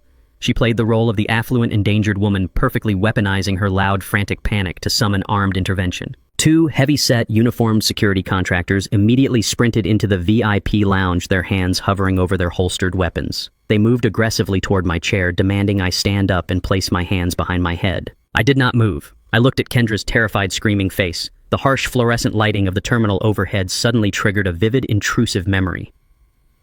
I was standing in a crowded airport concourse 20 years ago. I was carrying two heavy canvas duffel bags, escorting 18-year-old Kendra to her departure gate for her very first college tour on the East Coast. She had hugged me tightly, her eyes shining with youthful ambition. She had promised me she would work hard, earn her degree, and make me incredibly proud of the woman she was going to become. It was a moment of pure, unadulterated paternal hope. I looked at the screaming, treacherous woman standing in front of me, actively trying to have me arrested to secure her stolen millions. I took that fragile, beautiful memory and crushed it completely. I extinguished the final ember of sentimentality in my soul. She was not my daughter. She was a hostile asset, and I was about to finalize her total liquidation. The security guards reached my chair, their hands gripping my shoulders to physically remove me. Gallagher stepped smoothly into the center of the room. He did not raise his voice. He opened his leather briefcase and pulled out a thick stack of documents bearing the heavy blue seal of a federal judge. He shoved the papers directly into the chest of the lead security guard. He informed the armed men that they were actively interfering in an ongoing federal financial crimes investigation. He stated that the woman screaming for their protection was currently the subject of an emergency court-ordered travel ban. Her passport was legally frozen, her flight privileges were permanently revoked, and any attempt to board that aircraft would result in immediate federal detainment. The security guards stopped. They looked at the official federal seal, their aggressive posture instantly deflating. They stepped back, exchanging nervous, uncertain glances. They realized they were caught in the middle of a massive legal crossfire and immediately chose self-preservation. They lowered their hands and stepped away from the chairs, leaving Kendra entirely exposed. Kendra's screaming died in her throat. She looked at the federal court order in Gallagher's hand. Her perfectly curated composure shattered into raw, unmasked panic. She realized she was not getting on the plane. Her physical escape route was completely barricaded. She forced a harsh, arrogant laugh, desperately trying to salvage her leverage. She stared down at me with pure, venomous hatred. She told me it did not matter if she missed the flight. She claimed she possessed the stolen $4 million in an untouchable encrypted offshore account. She boasted that she could easily hire a team of ruthless corporate defense attorneys to tie me up in litigation for the next decade while she lived comfortably on my stolen wealth. She believed the money made her invincible. I reached into the inner pocket of my denim jacket. I withdrew a single folded sheet of standard printer paper. I leaned forward and dropped it onto the small table separating us directly next to the shattered crystal glass. I told her to look closely at her untouchable fortune. Kendra glared at me, refusing to look down at the paper. Her chest heaved with angry, jagged breaths. Then the silence of the room forced her gaze downward. She snatched the paper from the table, her hands trembling violently. It was a high-resolution certified bank statement originating directly from her heavily encrypted secret offshore account. The routing numbers were a perfect match. The account holder's alias was completely accurate. The final balance line at the bottom of the page, however, did not display $4 million. The statement displayed a catastrophic, undeniable balance of exactly $0.00. Kendra stopped breathing. Her eyes darted frantically across the black ink, reading the numbers over and over again, completely unable to process the mathematical impossibility. She refused to believe the document was real. She threw the paper back onto the table, shrieking that it was a cheap forgery. She reached into her charcoal suit pocket with frantic, uncoordinated movements. She pulled out her sleek smartphone and rapidly tapped her security passcode. She opened her highly secured encrypted banking application. She waited agonizingly for the loading screen to clear, fully expecting to see her massive fortune safely locked behind the digital firewall. The screen refreshed. The bright white numbers glared back at her. The balance was absolutely zero. The smartphone slipped from her hand, clattering onto the hardwood floor next to the broken glass. Her knees buckled completely. She collapsed heavily back into the leather armchair, staring blankly at the empty air. The sheer magnitude of her total financial annihilation broke her brain. She looked at me, her eyes wide, begging for a logical explanation. She demanded to know how I had breached a secure international banking network. I remained seated, maintaining my cold, calculated posture. I explained the precise mechanics of my retaliation with ruthless clarity. I told her that for 4 decades I managed vast, complex logistical networks across the entire country. I built my fortune by anticipating every possible failure point in a supply chain. I engineered fail-safes into routing systems, cargo manifests, and fleet tracking protocols to ensure that stolen cargo could always be instantly traced and violently recovered. When I accumulated my wealth, I built the exact same aggressive fail-safes directly into the foundational legal architecture of my financial trusts. I explained that the $4 million loan Gavin had secured was legally anchored by her deliberate forged replication of my signature on the property deed. Because the primary collateral of the loan was obtained through proven documented identity theft, the federal fraud recovery statutes immediately engaged. The law did not just void the loan, it granted my legal team absolute unrestricted authority to trace the stolen funds across international borders. The offshore account was not a sanctuary. It was a bright flashing beacon on Gallagher's digital radar. I informed her that the federal authorities had legally seized and reversed the entire $4 million wire transfer exactly 1 hour ago while she was sitting in this lounge sipping sparkling water. The realization crushed the breath out of her lungs. She had betrayed her father, sacrificed her husband, and destroyed her entire life for a fortune that had evaporated into thin air. She had absolutely nothing. Her mansion was locked in a federal fraud investigation. Her credit cards were frozen. Her husband was sitting in a police interrogation room facing a 20-year sentence. Her passport was revoked. She possessed only the clothes on her back and a zero-balance bank account. The unshakable arrogance that had defined her entire existence dissolved into a puddle of sheer, pathetic terror. Kendra slid off the edge of the leather armchair. Her knees hit the hard floor. She knelt in the spilled water and broken crystal, completely abandoning any remaining shred of her high society dignity. She looked up at me, tears streaming rapidly down her face. These were not the calculated manufactured tears she had deployed in the park. These were the genuine agonizing tears of sudden absolute poverty. She reached out with trembling hands, attempting to grab the edge of my denim jacket. She cried my name in a hoarse, broken whisper. She begged for a second chance. She pleaded for mercy, claiming she was confused and terrified. She asked me to let her move back into the family home, promising she would dedicate the rest of her life to making amends. She sobbed, offering empty, desperate promises of unconditional obedience if I would just restore her financial stability. I looked down at the woman kneeling on the floor. I felt absolutely no surge of triumphant joy. I felt no vindictive pleasure in her destruction. I felt only a profound, heavy sense of absolute closure. The hostile entity that had attempted to destroy my life was permanently neutralized. The surgical extraction was complete. I stood up from the leather chair. I did not offer her a hand. I did not speak a single word of forgiveness or condemnation. I buttoned my jacket, turned my back on her sobbing, pathetic form, and walked steadily out of the VIP lounge. The heavy frosted glass doors slid shut behind me, sealing the silence of my victory. The drive back to the city was an exercise in absolute necessary silence. The heavy storm of the past month had finally broken, leaving the midnight atmosphere crisp, clear, and razor-sharp. Gallagher kept his hands fixed firmly on the steering wheel, his eyes on the empty highway.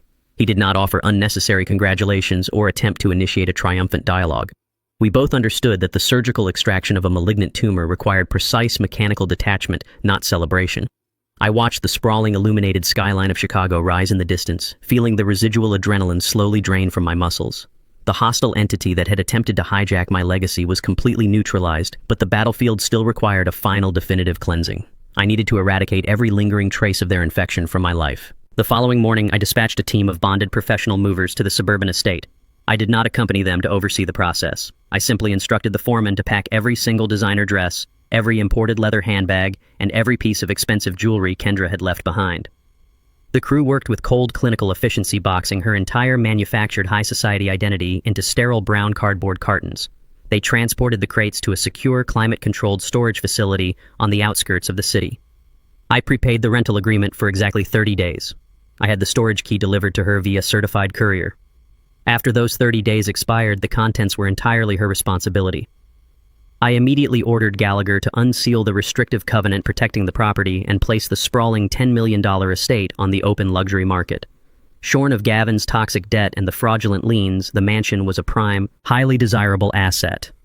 A wealthy international developer purchased the property in a straight cash transaction less than 2 weeks later. The massive influx of capital hit my primary, heavily fortified trust account with a quiet digital finality. I was entirely divested of the opulent cage I had foolishly built for an ungrateful child. I knew exactly what that massive sum of money was meant to accomplish. Decades ago, long before the massive shipping fleets and the complex blind trusts existed, I lived in a cramped, drafty 2-bedroom walk-up on the south side of Chicago with my wife, Marion. We had absolutely nothing but a shared vision and a relentless, grinding work ethic. On the freezing nights when the winter wind rattled our thin window panes, Marion and I would sit at our scratched laminate kitchen table and make a solemn vow. We promised each other that if we ever successfully clawed our way out of the neighborhood, we would build a permanent ladder for the kids we left behind. We swore we would give them the raw tools necessary to forge their own salvation. Marion did not live to see the peak of our financial empire. She passed away quietly long before the first millions ever materialized in our bank accounts. I had allowed the blinding grief of her absence to cloud my judgment, channeling my vast resources into spoiling a daughter who possessed none of her mother's grace or resilience. It was time to correct that monumental failure and honor the woman who had held my hand when we had nothing. I purchased a massive, abandoned manufacturing warehouse in the exact South Side neighborhood where Marion and I had started our lives. I hired local contractors, electricians, and bricklayers to gut the decaying brick structure and rebuild it from the ground up. We transformed the cavernous, empty space into a state-of-the-art facility. I filled the brightly lit rooms with heavy-duty table saws, industrial welding rigs, modern drafting tables, and computerized diagnostic equipment. I hired veteran retired tradesmen from the union halls to run the programs. We did not teach digital marketing, corporate synergy, or venture capital strategies. We taught the raw, unforgiving mathematics of structural engineering. We taught heavy carpentry, masonry, plumbing, and steel fabrication. We taught young men and women the absolute, undeniable value of honest labor and the quiet, unshakable dignity of building something permanent with their own calloused hands. I stood in the central courtyard on the crisp morning the facility officially opened its doors. I watched the local press photograph the heavy iron letters welded securely above the main entrance. It read, "The Marion Memorial Vocational Center." The massive wealth that had almost destroyed my family was now permanently anchored in the soil of my community, generating a legacy that no corporate predator could ever forge or steal. The federal justice system operates with a slow, crushing inevitability. 6 months after the catastrophic charity gala, Gavin stood trial in a sterile, wood-paneled federal courtroom. Stripped of his tailored suits and his aggressive, arrogant bluster, he looked incredibly small and utterly pathetic. He wore a standard-issue orange jumpsuit, his hands shackled to his waist. The prosecution methodically presented the mountain of undeniable evidence Gallagher and I had compiled. They detailed the forged signatures, the wire fraud, the massive Ponzi scheme, and the deliberate exploitation of my estate. The elite investors he had defrauded sat in the gallery watching his destruction with cold, unforgiving eyes. The judge did not offer a single shred of leniency or compassion. Gavin was sentenced to 15 years in a high-security federal penitentiary completely devoid of the possibility of early parole. There would be no comfortable country club accommodations for his white-collar crimes. He was sent to a brutal concrete facility where his manipulative charm and high society vocabulary meant absolutely nothing.